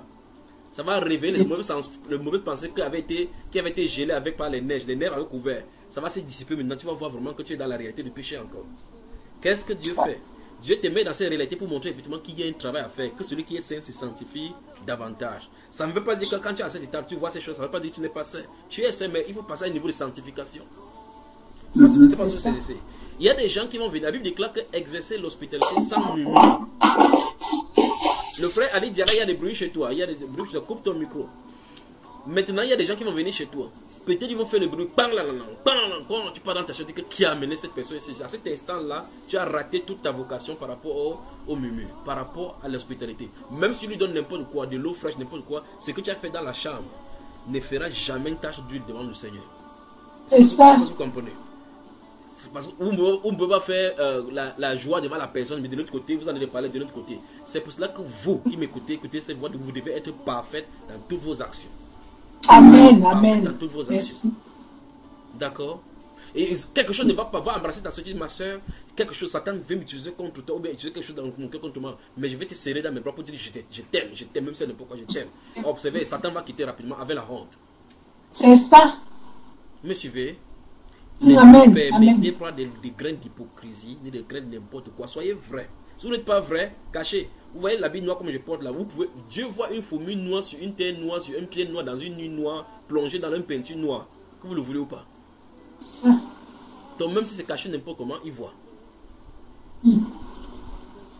Alors, lorsque nous marchons avec le Seigneur, sachant qu'il y aura des épreuves. Les épreuves ne sont pas destinées pour nous amoindrir.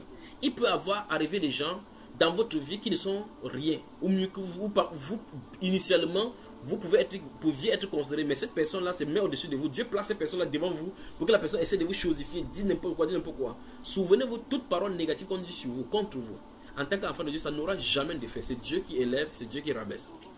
Amen. Quand le Seigneur Jésus s'est tenu devant Pilate, Pilate avait tout droit, en tant que roi, de faire, il tuait les gens comme il voulait. Mais cette personne, ce qui est devant lui, la décision venait d'en haut. Il a dit, ne crois-tu pas que j'ai le pouvoir de te libérer? Jésus a dit, tu ne feras que ce qui a été décidé en haut. Il a eu la chance d'être né le moment où Jésus était venu et d'être roi le moment où Jésus était venu. Vous voyez? Il ne peut pas fuir. Là, devant lui, il a pris l'eau, laver ses mains. Ça ne se passe pas comme ça. Le livre qui est au ciel a écrit quelque chose. C'est ça qui sera jugé. On ne jugera pas quelqu'un dans les lots, dans la boue de cristal ou bien dans l'eau. L'eau qu'il a lavé la main, là, ça ne se passe pas comme ça. Il fallait s'en dégager. Il n'a pas pris position. Son compatriote avait vu Jean-Baptiste. Il savait, la Bible dit qu'il s'enquérait souvent, appelait souvent Jean-Baptiste pour des questions, pour des énigmes. Mais une femme a venu tourner les règles là-bas 2 fois. Elle a demandé la tête de Jean-Baptiste. Elle a dit que merde.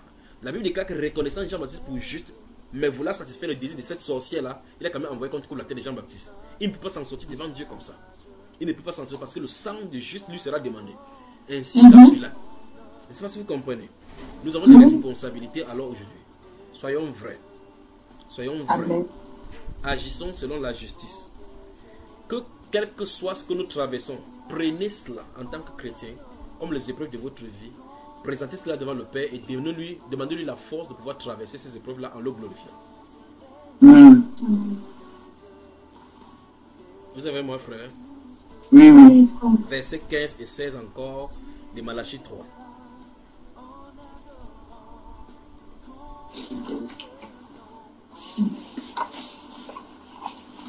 Belgique dans la sainteté, bonsoir. Bonsoir, frère. Bonsoir. Verset 15. Maintenant nous estimons heureux les hautains. Oui, les méchants prospèrent. Oui, ils tentent Dieu et ils échappent. Alors ceux qui craignent l'Éternel se parlèrent l'un à l'autre.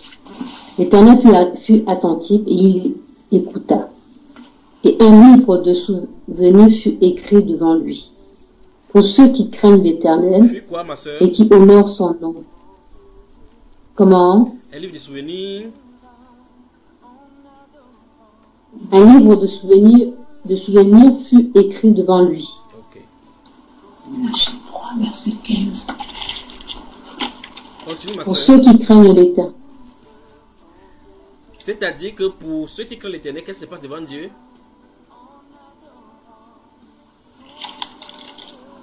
D'après ce que tu as de lire, C'est un livre de souvenirs. qu'est-ce qui se passe devant Dieu?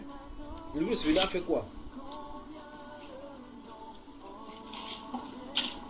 Un livre de souvenirs fut écrit devant lui. Donc ça veut dire pour ceux qui craignent Dieu, qu'est-ce qui se passe dans les Pour ceux qui- Oui, c'est pour que ceux qui craignent Dieu, Dieu prend note de tout ce qui se passe dans leur vie. Et mais la Bible déclare que pendant qu'il rentrait de l'église, là, quand il parlait là, Dieu était attentif à leur conversation, n'est-ce pas? Le compte rendu est mis dans la Bible. Ça veut dire que le Saint-Esprit a pris leur conversation et mis dans la Bible, qui sont entrés dans l'éternité à cause de ce qu'ils ont fait. Vous me suivez? Ces personnes qui rentraient des cultes observaient la personne qui passait avec les berlines et autres, tous les gens de voitures là, et commençaient à parler que mince, nous sommes venus sur la terre accompagner les autres. Voilà les gens. Les gens entrent comme ça. Voilà le petit Sarkozy là qui allait devenir président. Voilà même le petit frère Macron qui passe comme ça. Mince. Quand on fait cela, Dieu est attentif, il observe. Souvenez-vous, on ne doit pas trahir la voie sainte. On ne doit pas chercher à faire comme les autres. Le standard de notre vie n'est pas le standard des autres. Nous devons vivre selon les saintes écritures. Vivre selon les saintes écritures. Vivre selon les saintes écritures. Vous n'êtes pas venu dans le monde avec quelqu'un. Vous ne partirez pas avec... Même si vous mourrez dans un accident, l'âme de chacun va seul. Et chacun va se présenter seul. Mourir dans l'acide, ça vous fait émietter ensemble. Les liquides se mélangent. Les âmes ne se mélangent pas. Comme vous brûlez, vous êtes calciné là-bas, le même feu vous brûle. Vous ne serez pas calciné, votre âme ne sera pas calcinée de la même façon. Ça va se présenter. Chacun de nous rendra compte à Dieu pour lui-même. Et si on assimile dans ces principes-là, ça veut dire que votre vie, vous devez l'attacher avec Christ en Dieu. Et quand vous avez attaché, vous n'avez pas de compte à rendre à quelqu'un sur la terre. Ça c'est un.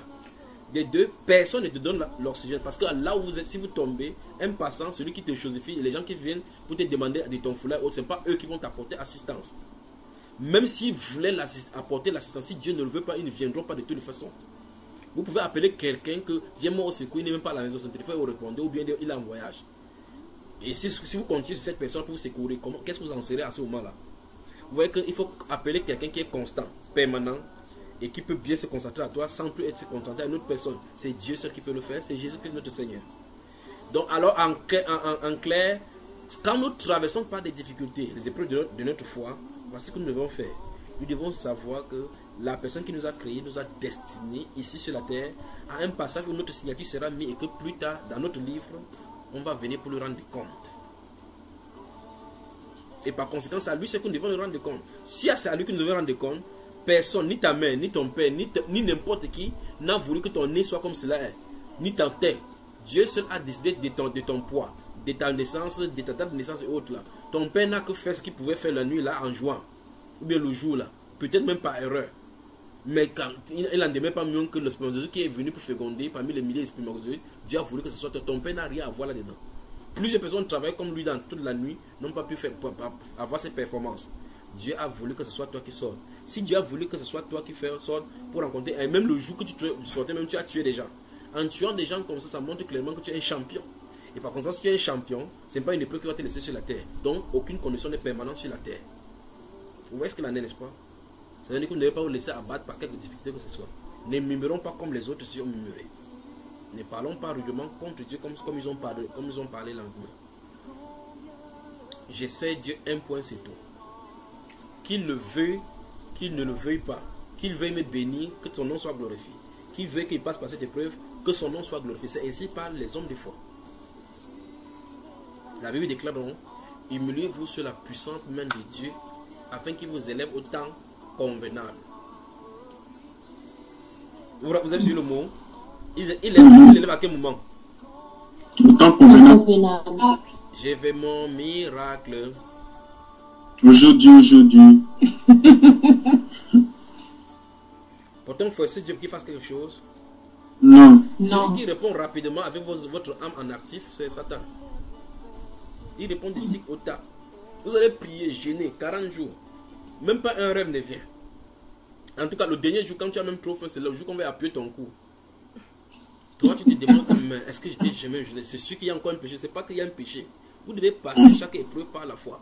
Avez-vous déjà lu dans la Bible, dans le livre de Luc chapitre 18, verset 1 à 8, et au verset 8 où la Bible déclare, écoutez ce que dit le juge unique. Et Dieu ne rendra-t-il pas justice à ces yeux qui crient à lui jour et nuit?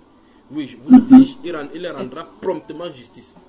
Les élus, ces élus, on dit ces élus, on dit qu'ils crient à lui jour et nuit. Ça vous pose pas problème que les élus crient jour et nuit? Quel est l'intérêt de Dieu? Pourquoi on crie pour qu'il réponde? Pourtant, avant que tu ouvres la bouche, il sait de quoi il est question. Il veut la persévérance dans la foi. Faisons confiance au Seigneur dans toute notre foi et dans toutes nos épreuves. Amen. La Bible déclare qu'un livre de souvenirs fut écrit au devant de lui pour ceux qui le craignent. Continuons, ma soeur.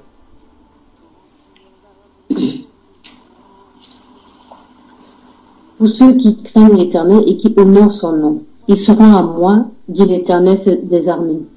Ils m'appartiendront au jour que je prépare. J'aurai compassion d'eux, comme un homme a compassion de son fils qui le sert. Amen. Et vous verrez de nouveau la différence. Amen. Et on verra la différence entre le juste et le méchant, entre celui qui sert Dieu et celui qui ne le sert pas. Ça, c'est Amen. Ça, c'est en quel jour? Le jour de... Le jour qu'il prépare. Non, ouais, le jour qu'il prépare. Ouais. C'est quel jour? Le jour que je prépare. C'est quel jour? Qui prépare le jour? C'est lui. Il connaît le jour. Toi, tu connais le jour? Non. Qui prépare le jour? Qui connaît le jour? Lui-même. Il faut donc qu'on attende ce jour-là avec persévérance. Parce que c'est lui qui connaît le jour. Or, je recommence encore. Les gens qui parlaient ici rudement contre Dieu, ils n'ont jamais su qu'on avait pris leur remarque dans le compte rendu de Dieu. Faisons attention. Nous pouvons être en plein en train d'écrire l'histoire comme ça avec Dieu sans nous en rendre compte. Quand les méchants ont crucifié le Seigneur Jésus, ils ont pris leur manteau, comme ça à dire non, cette manteau c'est bien, il ne faut pas qu'on déchire ce tiron cela au sort. C'était les Romains, ils ne savaient pas que c'était écrit comme ça dans le psaume. Ils ne savaient pas. Ils ne savaient pas. Quand il s'est dirigé là comme ça pour frapper sur les genoux, avant de venir vers Jésus-Christ, il était déjà mort depuis. Il dit mais ils sont étonnés, comment ils sont morts depuis? Ok, ne le cassons pas le pied puisqu'il est mort. Ils ne savaient pas qu'ils étaient écrits comme ça les Écritures. Aucun de ces os ne sera brisé. Aucun de ces os ne sera brisé. Donc, si on veut bien comprendre, frère, ça veut dire tout ce que nous faisons sur la terre là, c'est comme si il devrait avoir des livres écrits pour chacun. C'est la même chose qui était écrite dedans, c'est la même chose que la personne est en train de faire, de représenter. Quand tu prends ta télécommande où il y a des boutons sur ça là-bas, quand tu appuies sur play, ça fait stop, frère. Non. Le livret de télécommande dit que si tu appuies sur play, il y aura quoi? Il y aura play. Il est question que tu aies Shana. Tu crois que Shana venait d'un hasard? Non. Il est question que tu t'assois devant moi aujourd'hui avec le truc où je suis en train de dire non là maintenant. Et quand je vais dire cela, tu vas rire en grattant la tête. Et tu ris la prochaine fois encore en mettant la main sur le menton. Il sait tout. Donc il savait que la soeur amie venait là-bas aujourd'hui et était assise là. Et que le tatami t'attendrait là-bas.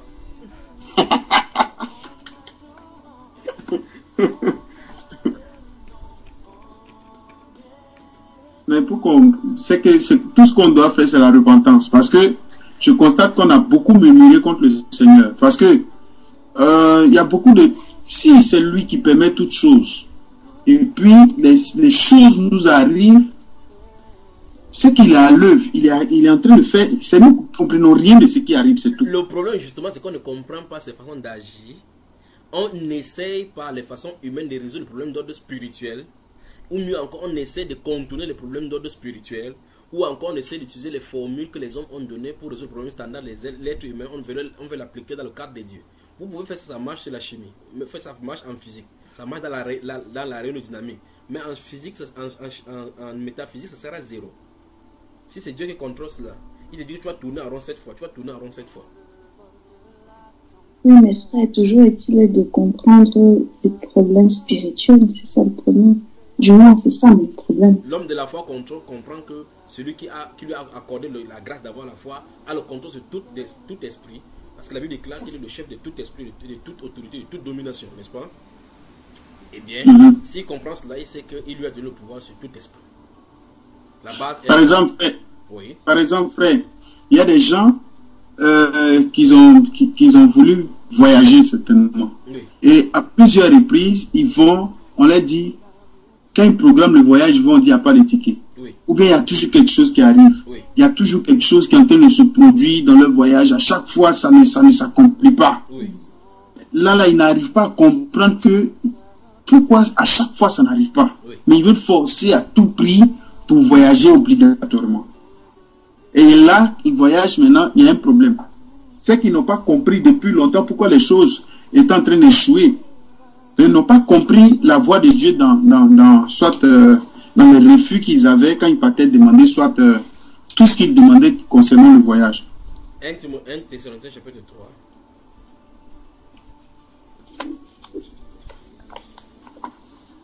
Thessaloniciens chapitre 3.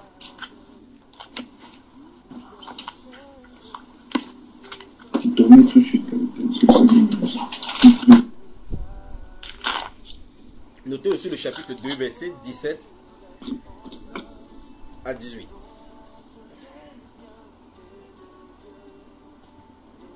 Que Dieu vous bénisse, peuple de Dieu.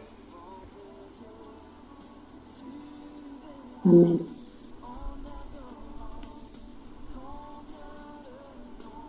Vous avez noté 1 Thessaloniciens chapitre 3. Notez maintenant le chapitre 2, versets 17 et 18. Et lisez seulement le verset 2 et verset 18. Vous allez lire le chapitre 3 par la suite.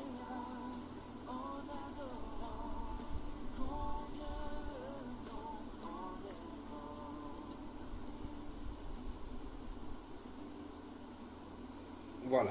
Chapitre 2, donc verset 17 et 18. Ma soeur Claudon, lis-nous cela.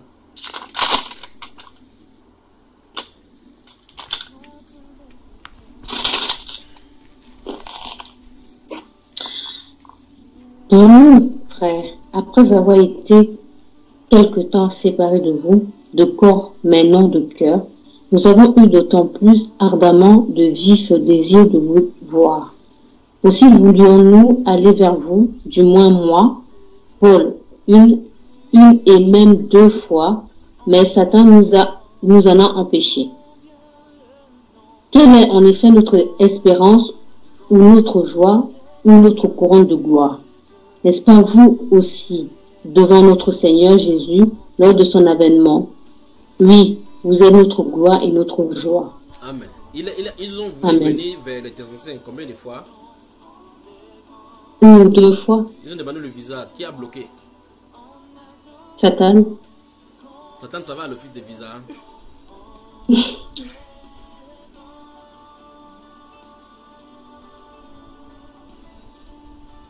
Frère Trabi, ton micro est fermé, tu as de parler. Oui, frère, mais quand il dit Satan nous a empêchés. Est-ce que c'est pas le diable qui est, comment on appelle, qui détient tout entre ses mains? Pourquoi il a dit, quand il dit Satan? Mais attends, il a confondu le mot alors.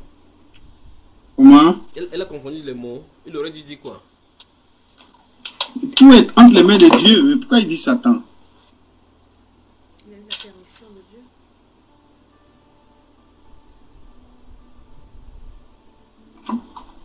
Quel est l'adversaire qui rôde, frère? C'est le diable. On dit qu'on fasse quoi à lui? On lutte contre lui, on fait quoi? Qu'on résiste. Résister à qui? Au diable et il fuira loin de vous. Avec une foi? Avec une foi ferme. Oui. Dieu a le contrôle sur toutes choses, non? Oui. Mais la Bible dit que le monde actuel est sous la puissance du malin. C'est ce qui est dit, non? Dans ce livre de 1 Jean chapitre 5 verset 19. Oui, oui. Le Seigneur lui-même avait dit dans Jean chapitre 14 verset 30 que je m'en vais, le prince de ce monde arrive. Il n'y a rien de lui en moi.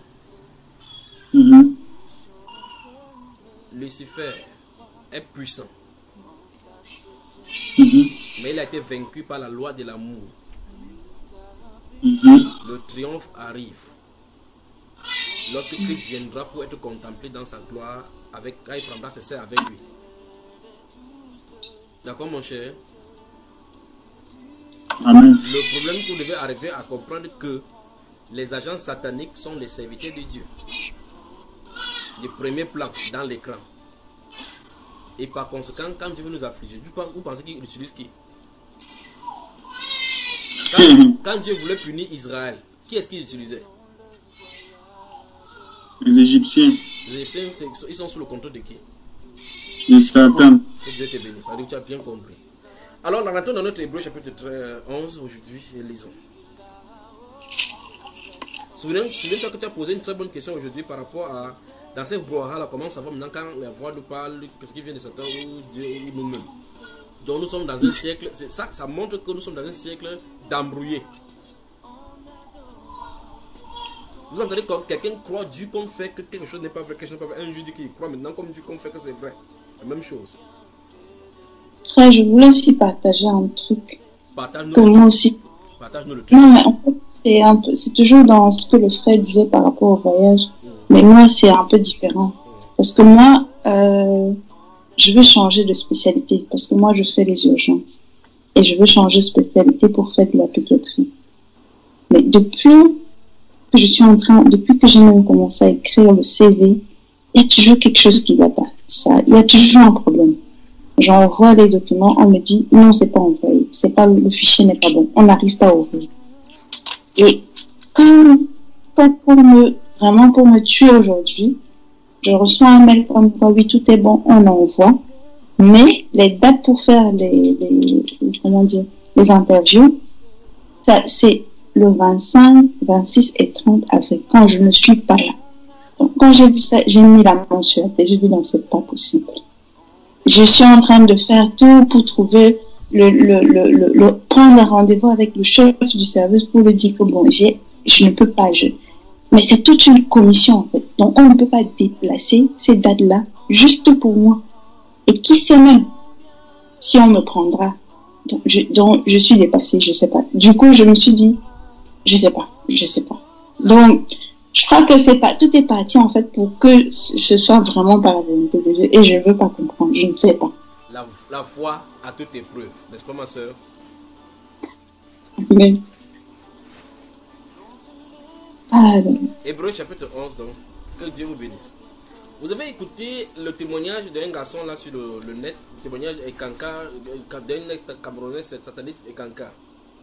Vous savez ce qui est arrivé quand nous prenions ce témoignage-là. Nous sommes obligés d'aller dans un hôtel pour le prendre dans un hôtel.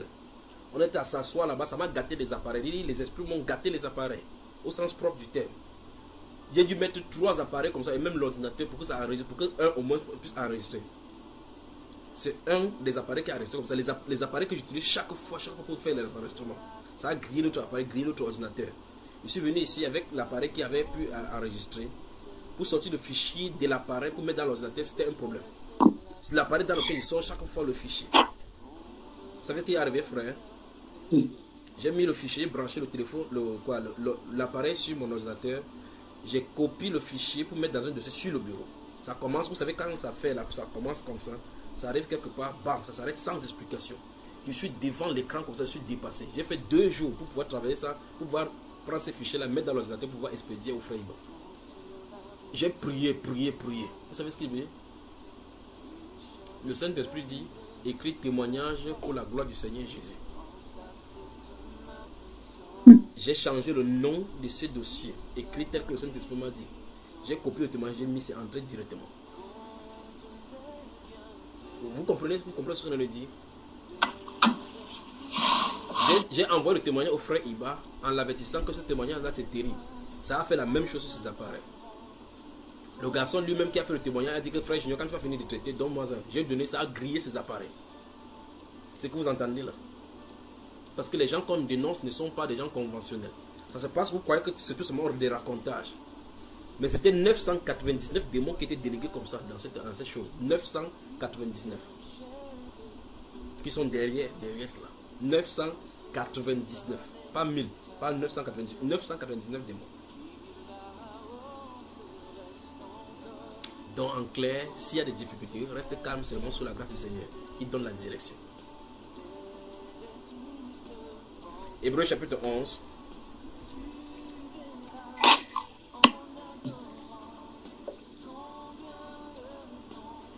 Vous y êtes. Vous vous souvenez de ce que nous avons souligné au verset 8? J'espère qu'on n'a pas duré comme ça, vous avez oublié tout, vous avez perdu le fil. Frère Frédéric, tu ne dors pas, non? Vous vous souvenez qu'Abraham était parti lors de sa vocation sans savoir où il partait. La Bible déclare qu'il a obéi et qu'il est parti. Pas nous qui sommes arrivés au siècle scientifique où il faut comprendre le pourquoi. Il faut prouver scientifiquement qu'Abraham est parti. Prouver scientifiquement qu'il avait accepté. Il faut toujours continuer comme ça. Vous allez vous en sortir mieux. Vous voyez, là, on en est dans ce siècle des renégats. Alors, la Bible déclare qu'il obéit et il partit. Quand vous faites ça, les athées vont vous dire que vous êtes déraisonnés, que vous êtes ok, ou bien vous avez des illusions, que Dieu c'est une illusion. Mais l'illusion réelle. Mais demandez-leur s'ils croient en Socrate. Ils vont dire qu'ils croient en Socrate. Prouve que Socrate a existé. Il y a ses écrits. Mais tu présentes aussi la Bible et dis que qui a aussi écrit ça. Il peut croire aux écrits de Socrate, pas croire pour Dieu. Il peut avoir foi en Einstein, qui est monté dans son cerveau pourri, mais sans croire en Jésus-Christ, dont il a été ressuscité, parce que même la sueur n'est pas restée sur la terre. On a des problèmes aujourd'hui. Il partit, il obéit et il partit. Il se soumet à un être qu'il ne voit pas, va à une destination qu'il ne connaît pas, avec toute sa famille. Pour revenir à la question que Frère Trabi a posée dès le départ, comment Abraham a su que c'était Dieu qui lui parlait? Pourtant, ses parents étaient plongés dans l'idolâtrie. Abraham, il n'a pas dit oui, qui me parle? C'est ce que j'ai rêvé. Quitte la maison de ton père. Quitte la maison de ton père. Que Dieu nous donne d'être obéissants. Il y a des gens même que le songe, Dieu donne le songe. Il ne comprennent pas que c'est Dieu qui donne. Eh, oh, maintenant, soyez aguerris au Saint-Esprit. Soyez accoutumés à la voix du Saint-Esprit. D'autres disent qu'un cœur m'a dit que j'ai un pressentiment que un sixième sens. Vous avez 6 sens, frère. Un pressentiment m'a frappé. Vous devez dire, soit le Saint-Esprit vous parle, mais vous avez pensé que. Vous comprenez, n'est-ce pas? Le Seigneur conduit son peuple, même dans les moindres choses. Vous préparez. Le frère, allez, ferme ton micro. Le frère, allez, ferme ton micro. Vous préparez. Vous voulez choisir le style de cube qu'il faut mettre. Invitez le Saint-Esprit, vous donnera le bon cube. Il prépare, mes chers. Il prépare. Vous conduisez, vous choisissez, vous manquez de chemin. On dit qu'il est un guide qui ne manque point au moment de la détresse. Choisissez, demandez-lui, il va vous montrer le chemin. Dans toutes les petites choses, il veut être. Seigneur, viens dormir dans mon lit avec moi. Je vais te sentir à côté de moi. Il vient dormir avec vous, dans votre lit. Ne croyez pas que quand vous allez le priver, il va dormir là-bas, il va manquer le rendez-vous quelque part. Il n'est pas comme ça. Il veille sur nous. Tel un père, malgré qu'il a sa chambre et prive les enfants viennent souvent se coucher là-bas. Il prend ses enfants dans ses bras. C'est ainsi le Seigneur avec nous. Dieu nous aime, mes chers. Dieu nous aime. Dieu nous aime. Faisons-lui confiance. Les difficultés dans lesquelles nous traversons ne sont pas des sujets pour calomnier notre Père ou bien pour l'insulter, mais bien plus pour dire notre Père est celui qui est au-dessus de ces difficultés. C'est pour cela qu'il y aura la réjouissance en haut. Parce que si on se réjouit ici en haut, qu'est-ce qu'on va faire en haut là-bas? Dans les afflictions, la Bible déclare que ce n'est pas volonté qui afflige les fils des hommes, mais il le fait à cause de la justice, parce qu'il ne peut pas être juste et laisser ces choses se passer ici. Et la Bible déclare donc qu'il est de la justice de Dieu de rendre affliction à ceux qui veulent créer affliction. Donc ça veut dire qu'il y a des gens qui veulent créer affliction, pour que Dieu leur rende cela. Et si tu fais aussi quelque chose ne va pas, il te corrige pour que tu ne sois pas condamné avec le monde. Pour qu'on soit quoi? Saint dans toute notre conduite.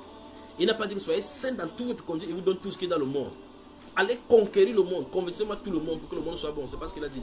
Soyez saint dans toute votre conduite. Que vos bonnes œuvres, que les païens voient vos bonnes œuvres. Et qu'ils louent le Seigneur le jour qui se révélera à eux. Dans la deuxième partie, nous allons continuer. Berger dans la sainteté, que le Seigneur vous bénisse. Frère, pour terminer, il faut dire qu'en ce matin, avant qu'on ne sorte pour les courses, j'ai entendu la voix du Seigneur qui me disait que ça ne va pas bien se passer. Mais j'étais là, j'ai dit bon, je vais observer pour voir. J'ai prié en tout cas, mais je dis je vais observer pour voir. Le Seigneur dit ça ne va pas bien se passer, je vais voir. Allons-y seulement, je vais voir ce que le Seigneur a dit là, moi je vais voir. Donc c'est le soir là, ça dit, nous allons faire les courses jusqu'à quelle heure?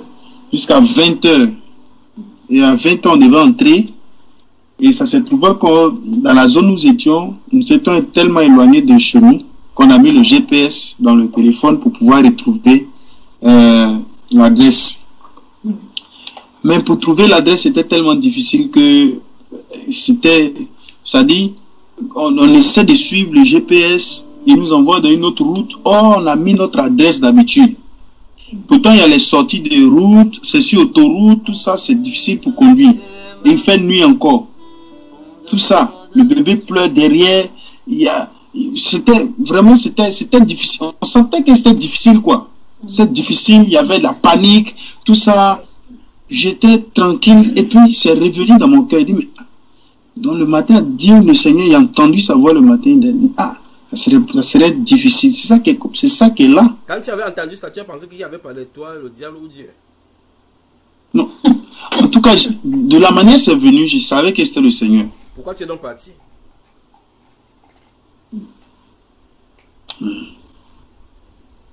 Béni dans la sainteté, bonsoir.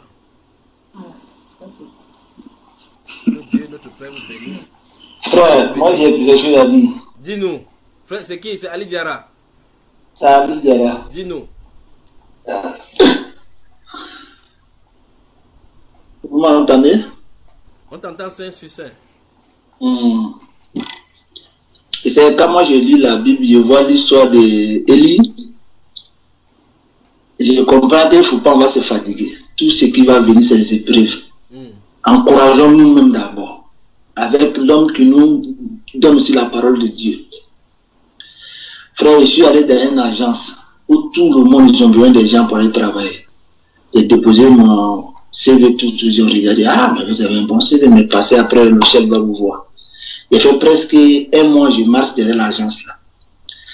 En conclusion, maintenant, on m'appelle devant tout le monde. Il dit, monsieur, c'est vous, tant il dit, on a fait une réunion ici, avec vous, on ne va pas travailler. Il dit, quoi? Il dit, mais vous avez compris, il dit, toi seulement, on a regardé, c'est pas la peine, on ne va pas travailler. On peut travailler tout le monde, mais pas vous.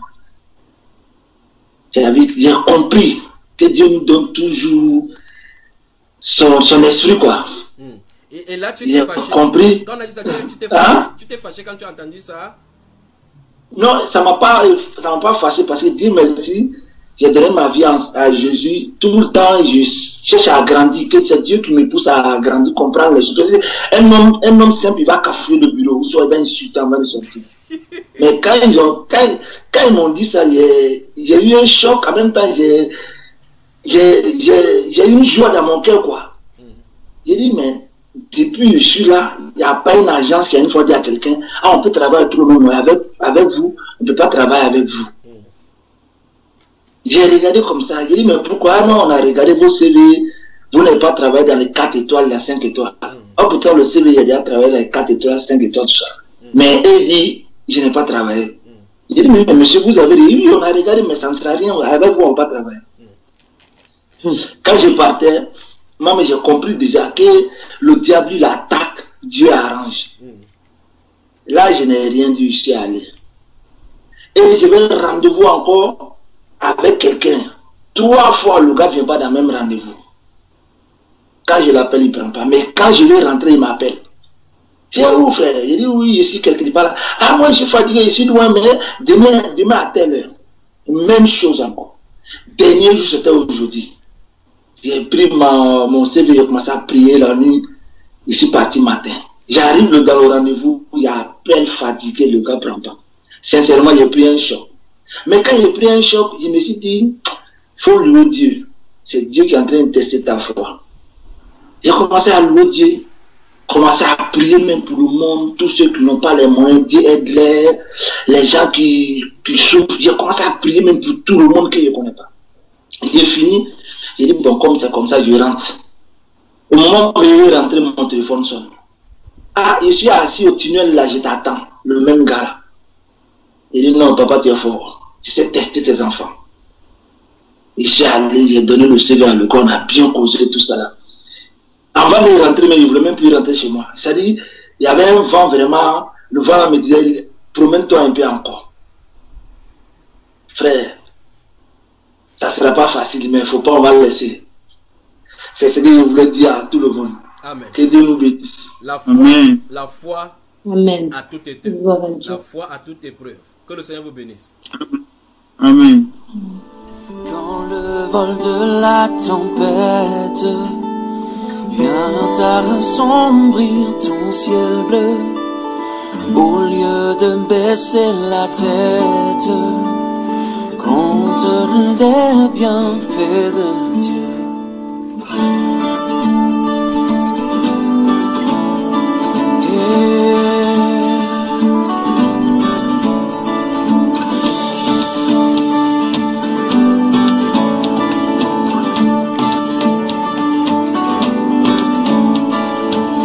sur la route glissante, tu chancelles sous ta croix.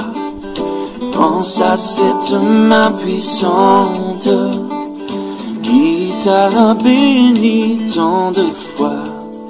Compte les bienfaits de Dieu, mets-les tous devant tes yeux, et tu verras en adorant combien le nom en est grand.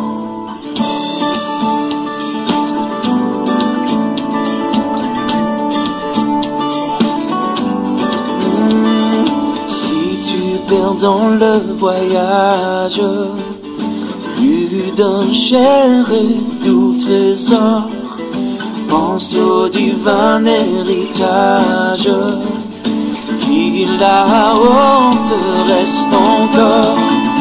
Compte les bienfaits de Dieu, mets-les tous devant tes yeux, et tu verras en adorant combien le nom en est grand.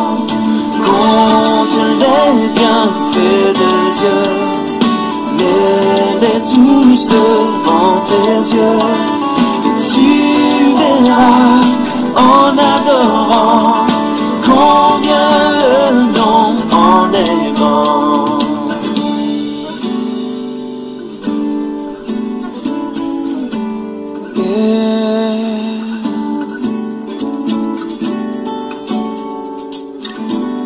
Compte les bienfaits,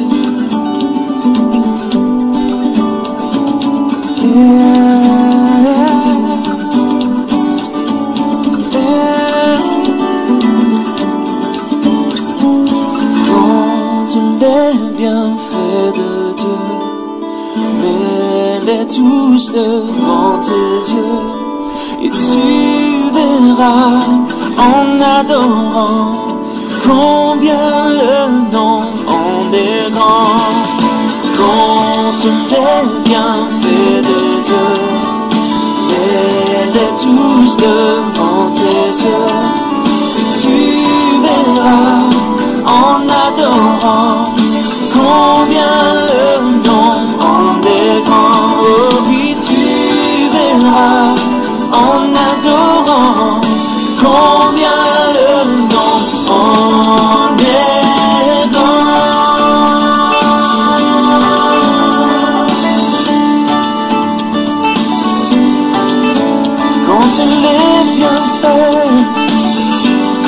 les bienfaits de Dieu.